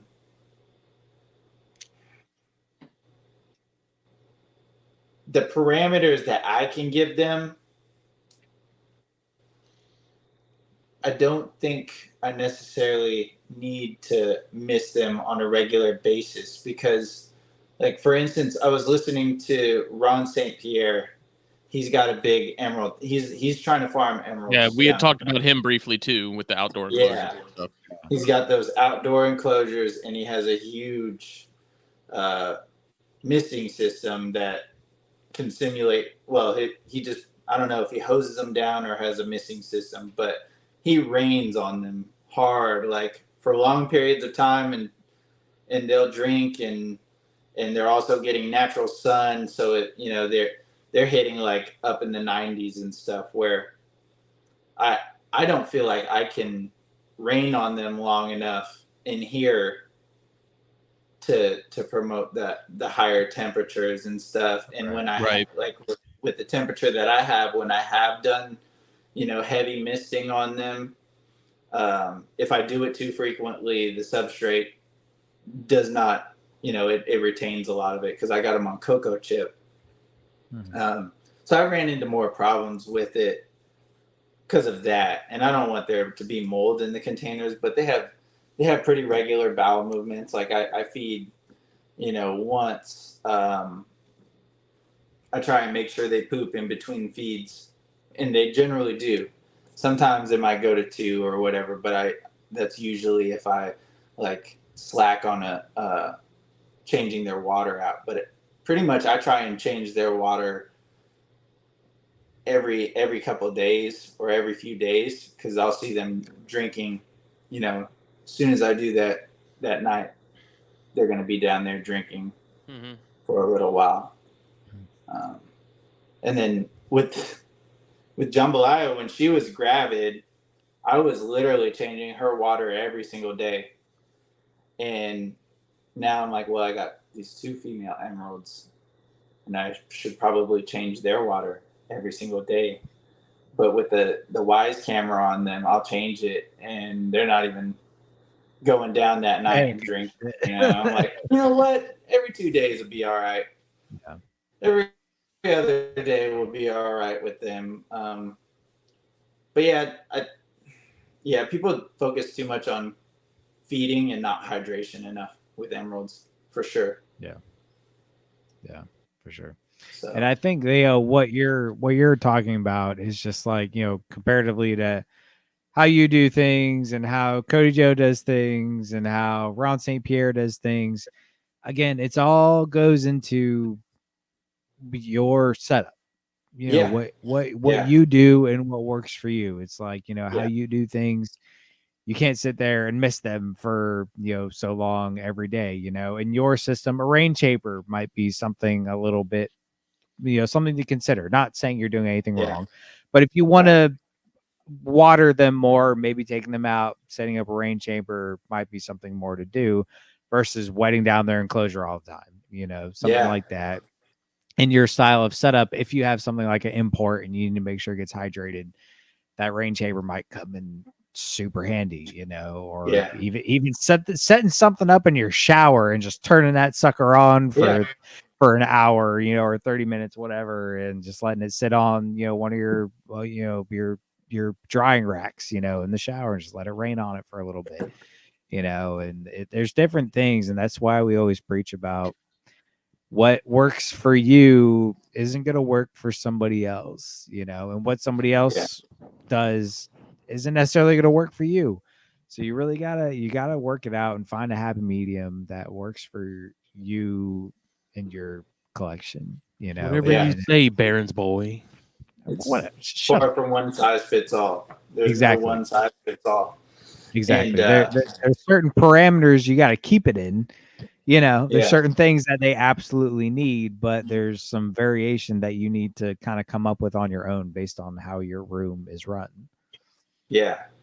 Yeah, I'd say I had a lot of people, I wouldn't say necessarily trying to talk me out of emeralds, but trying to paint the picture of how bad emeralds could go for you before I ever bought one.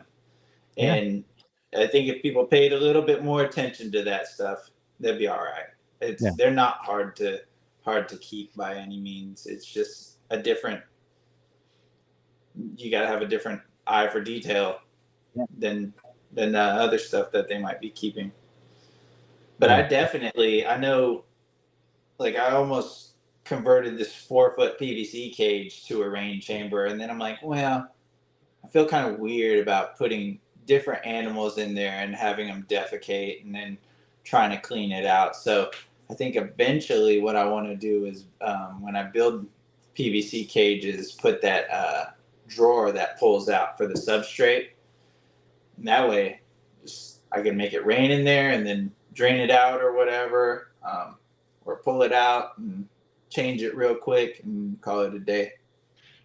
See, that right there would be a good thing, because if you wanted to get kind of fancy with it, if you have two different, drawers that go in for substrate, you pull the dry substrate out, put a blank one back in there, let it rain on that, pull that out, empty it out, and put the dry substrate back in.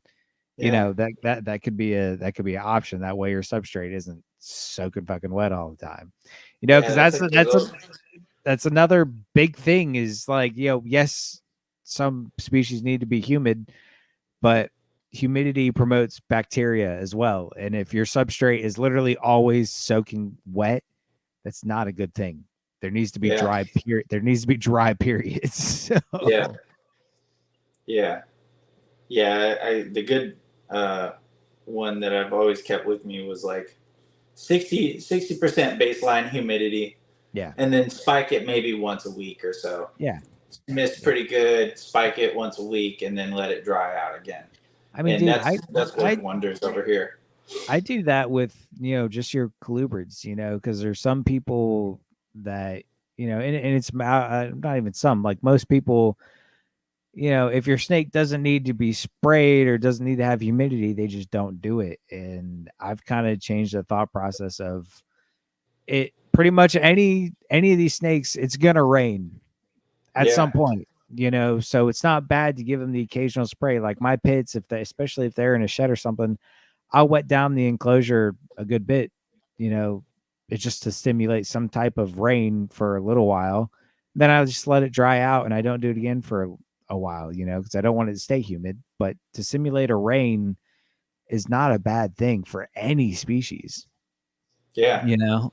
As long as you do it in the right parameters and it gets dry relatively quick, whatever, it's not a bad thing. So I don't know. But one thing that I do want to bring up that I love that you said earlier when we were talking about, kind of slow growing stuff, Justin and I have always promoted, keep what you love. And I really like how you mentioned that, like, I love all the animals I keep, so there was no rush. Like I enjoyed everything I had, so I wasn't worried about the breeding aspect until it was time, and I think that's another huge thing of like keeping what you like, and you don't have that pressure on you to try and breed it right away, that's just a perk down the road. You just like keeping the animals, reproducing them in several years is just an add-on, Yeah. I thought that was cool. Okay, you threw that in there. I know. The only thing I could ask was that at some point they pay a rodent bill. Yeah. Just like, at some point just pay a rodent bill and I'll be good. But, that's all you can ask for. For sure. I think, when I got into carpets, at first I was doing the how many flavors can I get, and that didn't work out, super well. And then when I finally got to get some emeralds and some chondros, and I was like, okay, this is really what I'm all about. So carpets, I still love them. I think they're more for me like a pet, like get this out and let's let it crawl around the yard a little bit and let the kids hold them. But I don't know, man. You have inlands. Oh. You haven't had pop ones yet, so your mind might change about that. I know, man. I know. You might get a package from your old pal buddy Jacob over here. Your mind might change about that. I don't know. Oh yeah. Yeah, I know that when I see them, the ones with like the purple on them. Yeah, dude. They're dreamy. Eventually, I'll get more carpets again, and I want more Brettles too. Yeah, I was about to say, do you still have your? I know you were kind of big into Brettles a while back. I didn't talk about him. He definitely had nidovirus too. No. After Hurricane Sally, I had his cage in the living room because I had his Exoterra done with some like cool branches and nice little display going on, and he was in there. He was fine. And then after Hurricane Sally, the power went out. We were out of power for at least a week. at our house. Shit. Yeah, so it got pretty humid in the house, and I don't really know, but it triggered a RI, and he never really kicked it after multiple rounds, and eventually I tested him, of course, and that came back positive pretty quick. So, damn, man. Yeah, that wasn't too fun. So all of my Oh, Dun, dun, dun. oh, you back? There he is. No, I read your lips, but no, we cannot hear you. Yeah, log out, and come back in.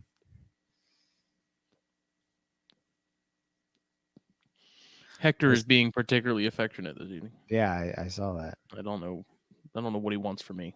He's working some sort of angle. Look, he heard me. No, man, I'm glad we did this episode, man. Like I said earlier, I think Kyle is like the poster child, and perfect example of the weight game. You wait, you're patient, you will succeed. And I think he is the perfect example of that. Of not rushing anything, and he's raised some of these animals for so long. I think his adult chondros are 6-7 years old. And he's just now breeding them, type of thing. And yeah, I think it's awesome. So there's definitely something to be said for that. Yeah. I mean, with some of those, like especially emeralds, man, like you really don't have a choice. Like there's no cutting corners in terms of like, well, once they hit 3, I'll give them a shot because they might go. It's like you definitely can't do that. wait. Yeah. You're playing the long game on those things. Yeah. And I feel like that needs to be adopted with a lot of other species, though. Obviously, some stuff it's proven it's not a big deal if it breeds at 3 or 4 years old. I'm a 4-year guy at minimum, but even stuff like carpets, man, I'm full on like on board with at least 5 to 6 years old. That's it's kind of my golden number. 5 to 6 is pretty good. So. But yeah, this has been a fun episode. Hopefully Kyle can hop back on here in a minute. Having some connection issues. There he is. There he is. He's mobile. Are you back? He called me again, so I was like, oh, crap. His bedtime was 15 minutes ago. I gotta go tuck him in. I lost track of time. No, you're good, man. What were we talking about? Oh yeah, I was just gonna say that carpet pythons were my first kick in the nuts. Oh yeah. My first hard kick in the nuts. So yeah, they have a habit of doing that sometimes. I think they all do. They all do for whoever. I just got lucky with the chondros and emeralds, I guess. Yeah, no, for sure, man. Everybody gets that kick right in the nards that just really, really knocks you back, man. It does build character, though. It really says, like, are you in this for the right reasons? Because most people who are in it for the right reasons are going to come back. Yeah, and that's I'm not saying all people who don't come back aren't. Some people just like the pain. Yeah. Yeah, but it you're right though. Like it's not what you have. It's not what happens. It's about how you bounce back. It's cliche, but you go back to Rocky Balboa, baby. It's not about how hard you get hit. It's about how hard you can get hit and get back up. It's about how hard you can keep getting hit until you cry and give up. It's not about the brain damage that comes with it. Yeah, the CTE is just a bonus. Yeah. No. Yeah. But yeah, so not been in any rush. I think now my excitement is like, ooh, it's got my gears moving, on what I want to do in the future, but still it's all here. It's not going anywhere. You you took the next step, man. You know, I like I said, I keep bragging on it, but I feel like you just did everything perfectly. And now you're at that next level. And I can only imagine how rewarding this has been for you. You know. Yeah. Oh, yeah. I'm still high about it. I really am. I look at the babies, and I've almost got them to their 20th meal, which is like my goal. I'm like, I want to get them to 20 meals. They've been on fuzzies since a lot of them took fuzzies like their 6th meal. Wow. That's awesome. Yeah. I was talking to some people, and, there's a lot of talk about like keeping them on pinkies too long being the reason that they run into prolapse. Hydration, I wasn't super duper worried about because it's humid in here, and I got the pretty decent sized water bowls for them in there. Yeah. But so I like Bill Stiegel mentioned, once he gets them to like the fuzzies, they're generally not prolapsing anymore, or like an adult Pretty mouse. solid.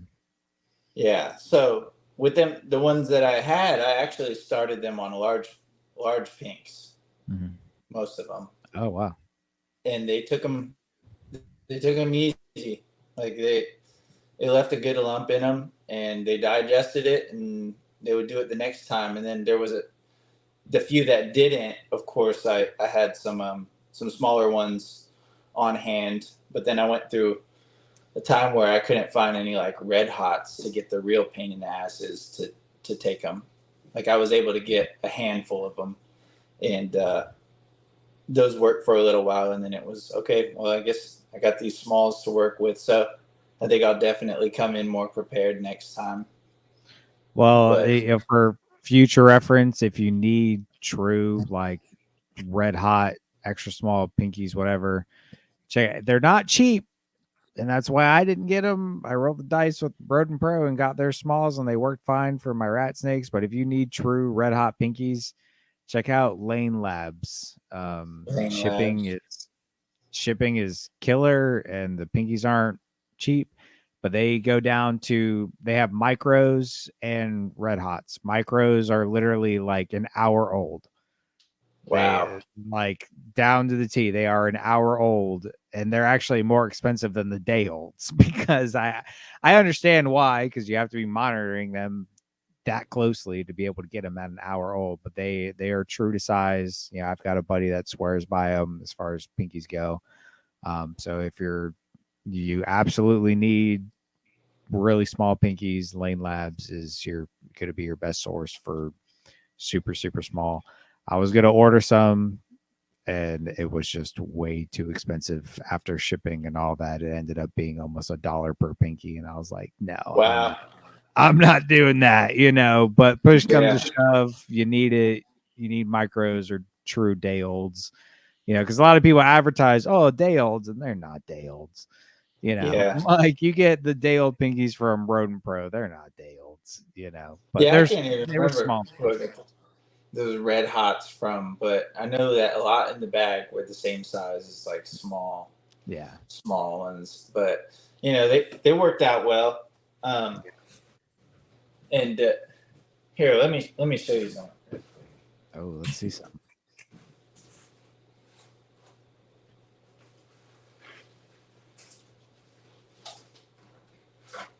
Got the gloves. There it is.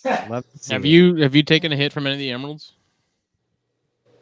I got one. She's kind of runty though, but she's still like really, really crazy sometimes. But other than that, no. Like the big ones have never tagged me. Pretty much, it was pretty much like anything else, where after a year they stop striking at you a lot. But this one, I got her from Keith McPeak, and she's gorgeous. She's really, really small, and always like down to strike. I'm trying to show you so the top one is the one my son picked up. He named it Sticks and Leaves. And then this was the runt, and it's taking large pinks now for its last couple meals. But like they're pretty close together. You can see, I'm trying to move it over, the size difference in them. Yeah. And like they all give me solid turds now. That was one nice thing, is I didn't have a bunch of turd puddles in most of the tubs very long, because they went up fast. But they're still really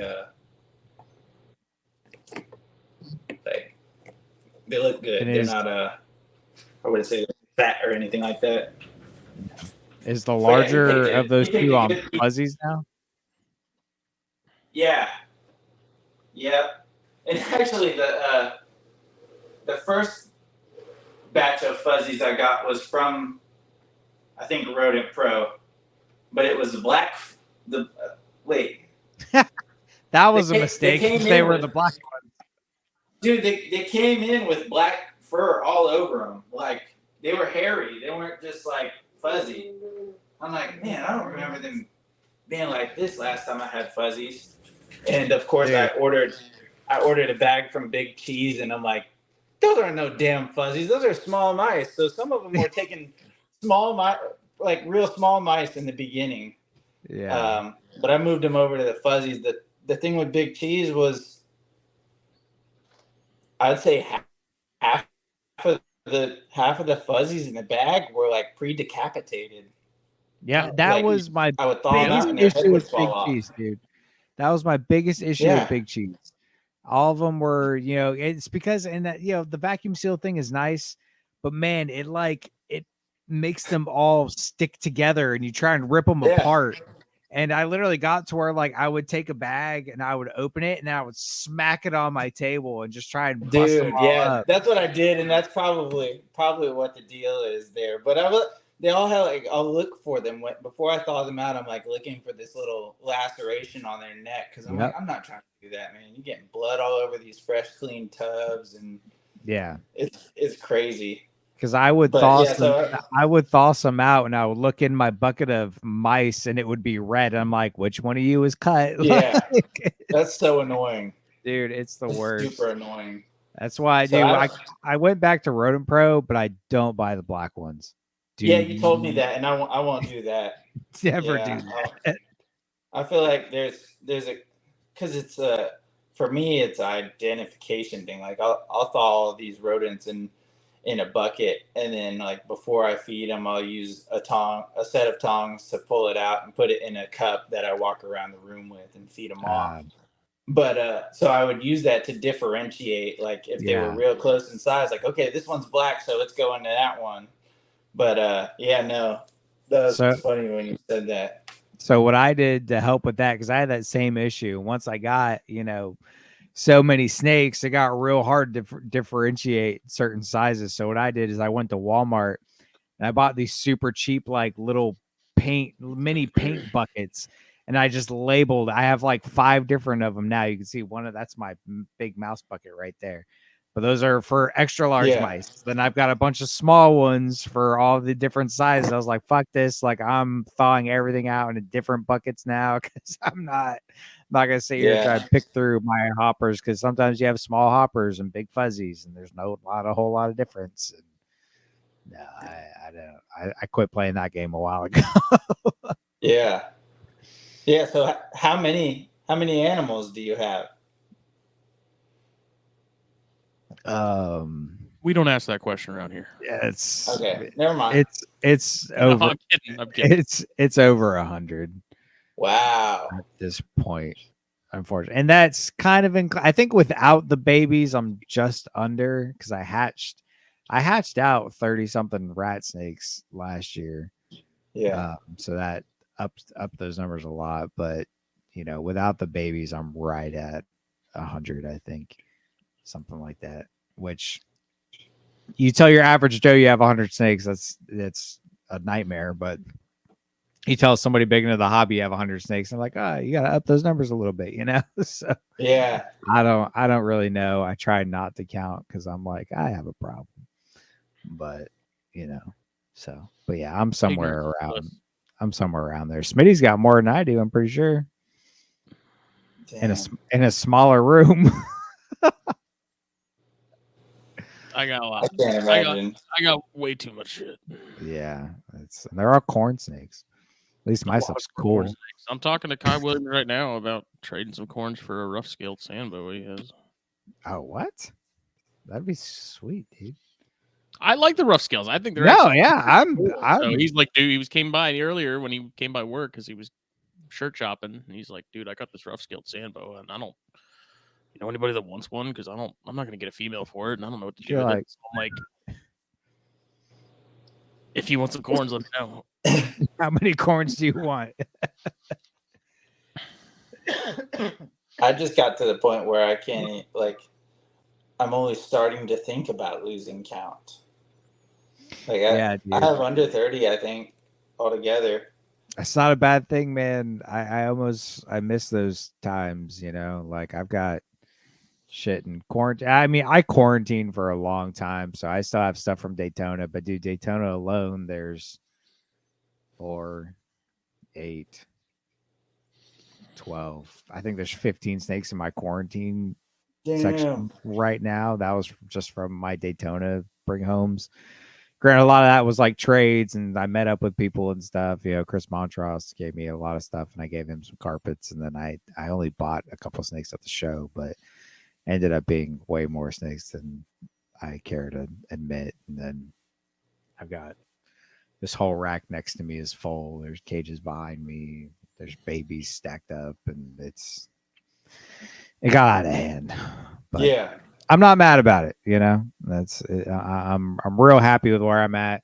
Some stuff might need to slim here, some semi soon, but you know, the colubrid bug got me bad. Yeah. So, but don't be like us, Kyle. Remain with the Boyds. Yes, just keep it moving, man. You know, it's too late for us, but you can still save yourself. I'll do my best. Unless you get rhinos. If you get rhinos, that's completely fine. I'm telling you, man, rhinos are right up your alley, bro. I'm surprised you don't. Yeah, it's gonna catch up to you eventually. I think eventually I'll branch out. I've just been so obsessed with this other stuff. I'm like, that's not a bad thing, dude. You know, start looking around. I'm like, oh, that looks cool. Let me go back to my dungeon. When I tell you, holding and owning a rhino is a magical experience that cannot be matched by any other species on this planet. I mean that wholeheartedly. Next time I'm out and I see him, I gotta check him out. Nah, if you're gonna do it, just get Barons and be a man. Yeah, whatever. I remember when you got those birds at Daytona, Justin. Well, you've probably done that a million times now, but when I was like, which bears and which Daytona? Which time? Oh, dude. Yeah. Are you speaking of Daytona? You think you'll make it out there this year or nah? I think I'll make it out every year, and then I don't. But what? It's in the end of August usually, isn't it? Yeah. It's the 17th and 18th this year. Yeah. Oh, that's good. Because usually it falls like on the weekend of my wife's birthday. So like the last time we went there and then came back and it was like her birthday. And then, of course, Jackson was born later on, and we didn't make it to that one. Didn't make it to this one. So, damn kids. I think we're getting back to being where we'll be able to travel a little bit. Like in August, we're going up to Washington, all 5 of us. Nice. And we'll see how that goes, and then I'll probably try and Washington State. So. My family's all still up there. My mom's getting married, so we're going to take a trip up there. Nice, man. Yeah. How far are they from like Randy and them? My mom lives in Oak Harbor where Randy's at. Oh, wow. Yeah, nice. Yeah, so she's getting married over there. So when I do go up there, I try and make an effort to go see Randy. But it's been a while since it's been like 3 years since I've been home. Mm-hmm. So, wow. Yeah. But we're excited. So hopefully, I mean, if they can fly, they can sit in a car for that long, for sure. Yeah. Me and Justin will actually be not quite to your neck of the woods, but yeah, because you're in Pensacola, right? Yeah. Yeah, me and Justin will be in the Tallahassee area at the end of March. End of March? Yeah. Dude, keep me posted on that because Tallahassee is like a 3-hour drive. That's not that bad. Yeah. If I take a day or two off, that's a trip I'm willing to make. Most of Florida is far as hell from me, and I'm like, man, I can just go to Alabama and get there in like 10 minutes.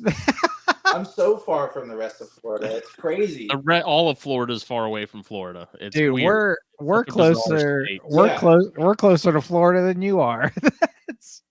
You really are. You are. I remember when you told me how long it took you to drive down to Daytona. I'm like, what the hell? It took me that long, if that. I was about to say, isn't Daytona like almost a 5-6 hour drive for you?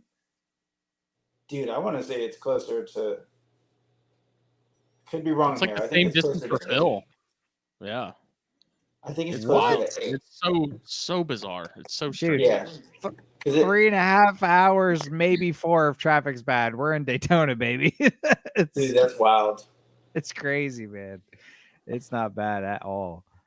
That's why I love where we're at. I feel like, I was talking to our buddy Preston Converse today earlier on the phone because we call each other every now and then, and we were talking. And I was like, dude, where we're at in South Carolina, I was like, almost everything's within spitting distance. Like we can technically be in Florida in 2 hours. I can be at the Jackson. No, not even hauling ass. Like I can be at the Jacksonville Zoo in 2.5 hours on the GPS. That blows my mind. It's crazy, dude. Like it's right there because we can be in Georgia in 30-40 minutes, and then it's a short drive across the state, not even across the state, across a small section right there. And then you're in Florida, baby. It ain't bad. I thought it would be a good idea. This dude in St. Pete had a litter of emeralds, and like when they came available, he's like, so do you want me to ship it? And I was like, man, I'm in Florida. I could just drive to you and pick it up. And it'll probably be better anyway because I'll just heat the tub and all of that. So we drive there, and I can't even tell you how long it took. We had our 8-year-old. Well, he was like 5 or 6 then, so he was even more impatient. We drove over there, and then we drove to Jacksonville from St. Pete to see my wife's mom, and then drove back here. And we were gone from like 7 a.m. to 10 or 11 p.m. that night. Yeah. I was like, I'm never doing that again. Like, we'll ship from here on. It's even like questionable that if I go to Daytona, I'll probably fly. Wow, really? It would probably be more convenient to fly. Holy shit. I don't know. I'm juggling around with that still. That's just a theory for now, but I'm pretty sure. Because that's probably like a 20-minute flight. Yeah. Well, because like the first year I went to Daytona, it was like last minute that I was like, okay, I'm going. And I got there at 9 p.m. And then I think I crashed on, might have been Cody and Pia's floor in the hotel. And then the next morning I was hanging out with Justin until the show opened. And then as soon as the show closed, I was like, all right, guys, good seeing you. I got to go home now. Drove off and still got home late as hell. Call us when you get home so we know you made it back safe. Yeah. Dude, and it's also funny because like from where we are, I drove to Alabama and back in a day one time, because even where Montrose is in Alabama, I can't remember what part of Alabama he's at, but I got there. I left super early. Don't get me wrong, I was tired as hell and it was a long drive, but it was 6 hours there and that was to Alabama and then 6 hours back.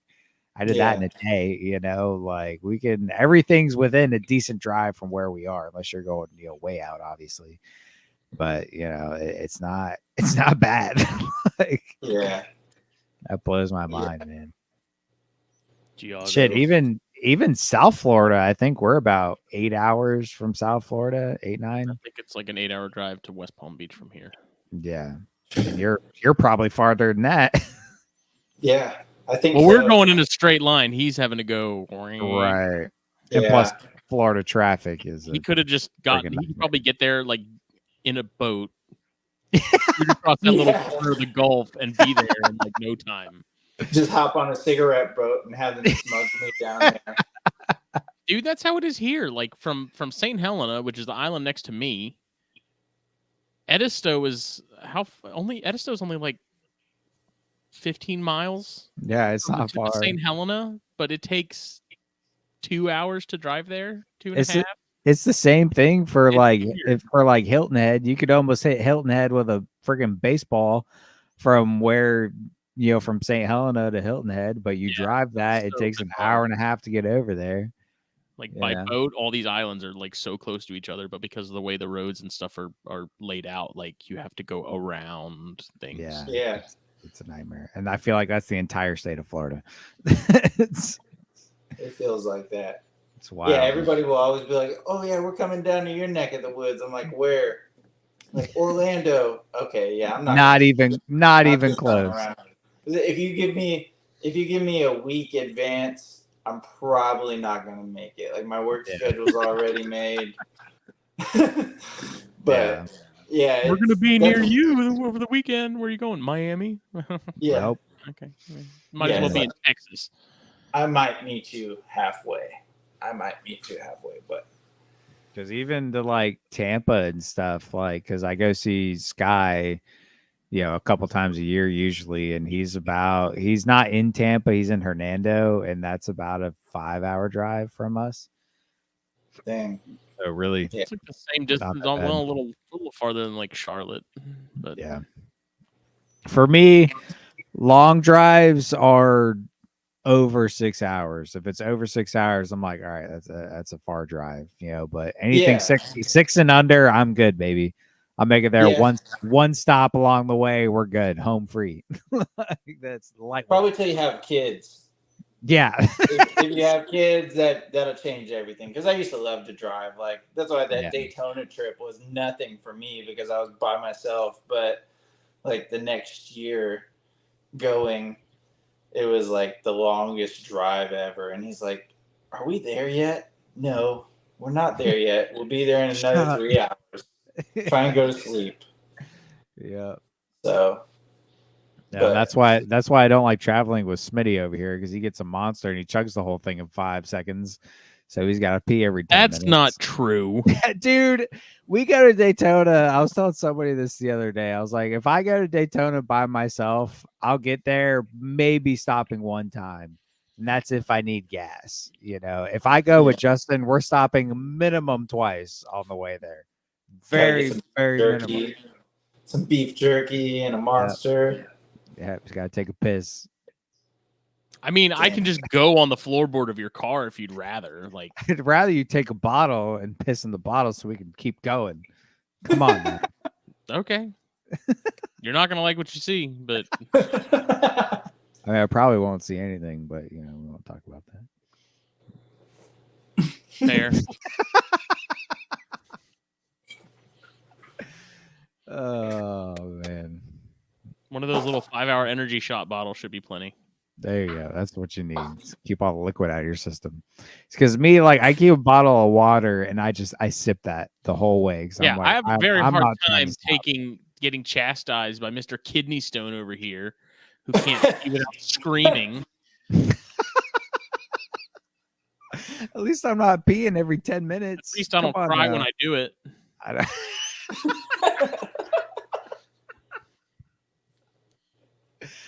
Oh man! At least when I pee, it doesn't sound like I'm putting rocks in a bottle like a 5 again. It's been a while since I had that problem. So you still got a little dick. And I'm actually worried. The last time I was in Tallahassee, I actually ended up in the hospital with a kidney stone. What the? So I'm hoping that doesn't happen for round 2. I've never met someone who's had their ass kicked by kidney stones as much as you. Not even my grandparents. It's rough, man. It's a bad life. I was out because I was actually talking. Older years, you're in trouble. Yeah, no, I'm not looking for it. That's why I'm trying to fix everything now, so we don't have these problems later. But I was talking to Harry, and I was like, dude, one of the hospitals in Tallahassee is absolute garbage. He was like, which one? Was it Coastal or this other one? I was like, I don't know. All I know is I ended up wandering around the hospital and nobody was helping me. And I was just walking through this thing. And all of a sudden I walk through a carport and I see emergency on like the second floor of the fucking building. And he's like, oh, yeah, that's Coastal. It sucks. And I was like, yeah, that was a terrible hospital. Just wandering around there. Everybody's just looking at me like, what's he doing? Snail trail of piss blood going from Jake's car all around in little loop-de-loops through the parking garage into the fucking ER. That's pretty much how it went. It was terrible, dude. I was out there. Follow the blood and the teardrops. I was out there finding snakes, and I woke up like we caught it. We did a bunch of going and doing like we were there for like 4 days, and like the second or third day, I woke up from a day of not drinking enough water, and I was like, oh God, something's wrong. And like it was bad. And I was like, all right. Fire. I was like, y'all need to go, like, y'all do your thing. I'm not gonna hold you up. I said, drop me off at the nearest hospital. I'll take care of myself. I'll get up with y'all later.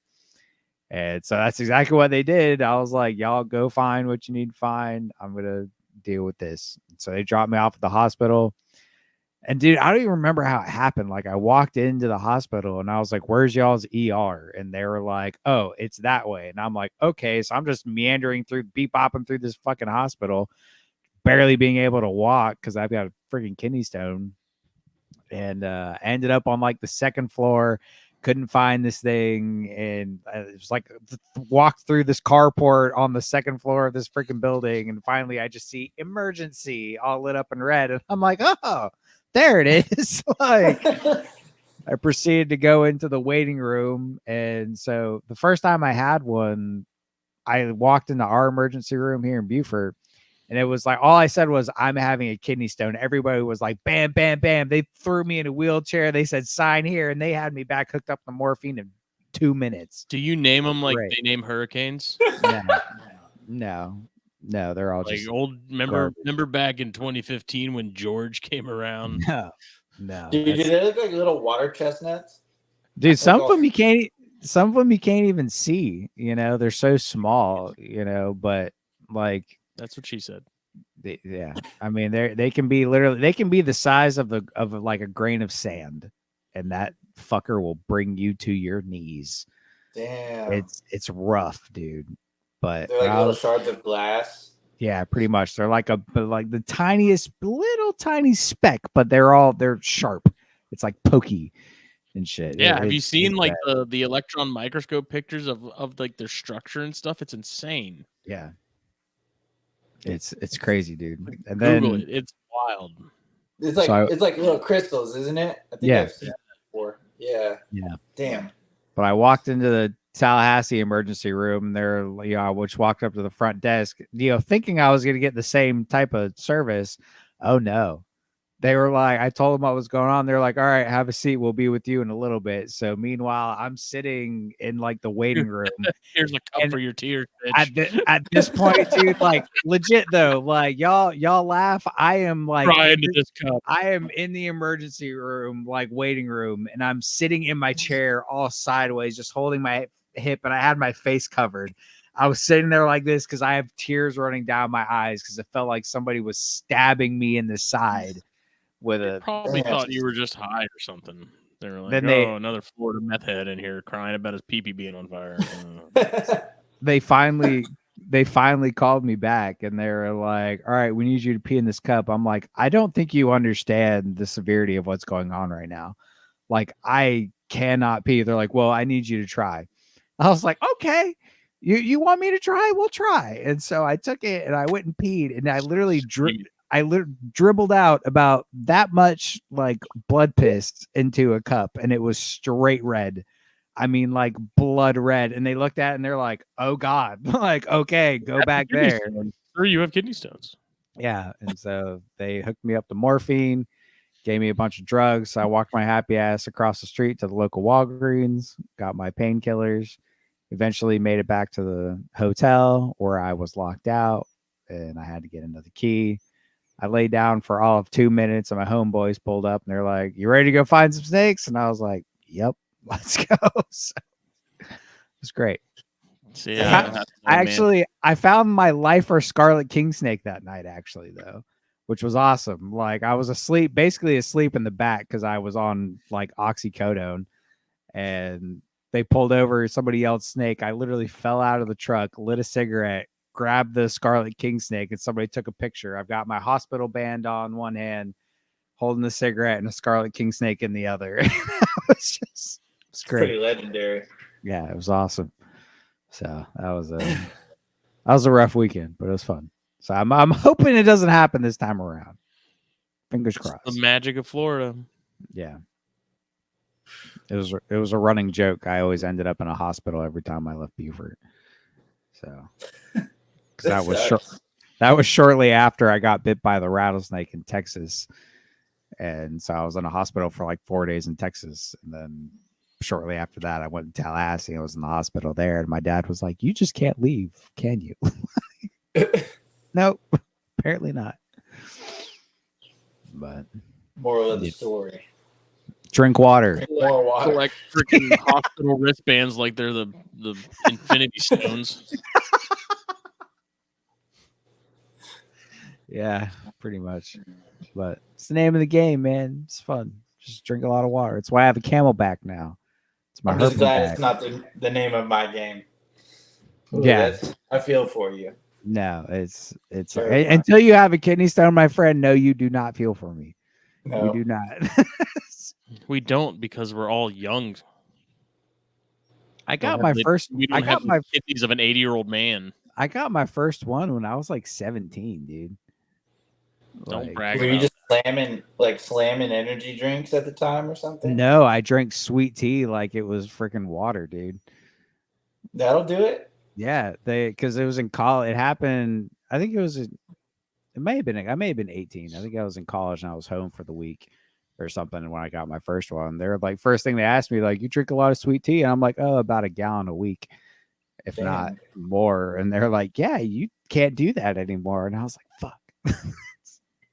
That's wild. So yeah, water, my friends. Water, lemonade, juice. Your best friends. Mostly water. Fun times. But do we have any closing questions or remarks for Kyle, Smitty? Don't get kidney stones. That was more of a statement. Parting words of wisdom. Yeah. No. I appreciate y'all having me on, man. Yeah, man. Thank you for coming on. This was an awesome episode. Besides getting derailed and me going on my kidney stone rant there at the end. Again. It's not a THP episode if we don't talk about kidney stones at least a little bit. We're just raising awareness. Yeah, we are. I'm telling you, man. We're looking out for the boys. Want this. You don't want this. Yeah, I promise. Get a little banner rolling across the bottom of the screen. Drink water. # kidney stone prevention. Awareness. Oh God. Well, yeah, One man. of these episodes we're gonna have a urologist on that's just gonna talk about kidney stones. Not any herp talk whatsoever. It's just gonna be like, here's how you can avoid these. Oh God. We'll get the latest and greatest science behind kidney stones. Put a misting system over your bed. Stay hydrated all night. Just fog you all night. There you go. That'd be perfect. I'm like a freaking. I'm an emerald tree boa.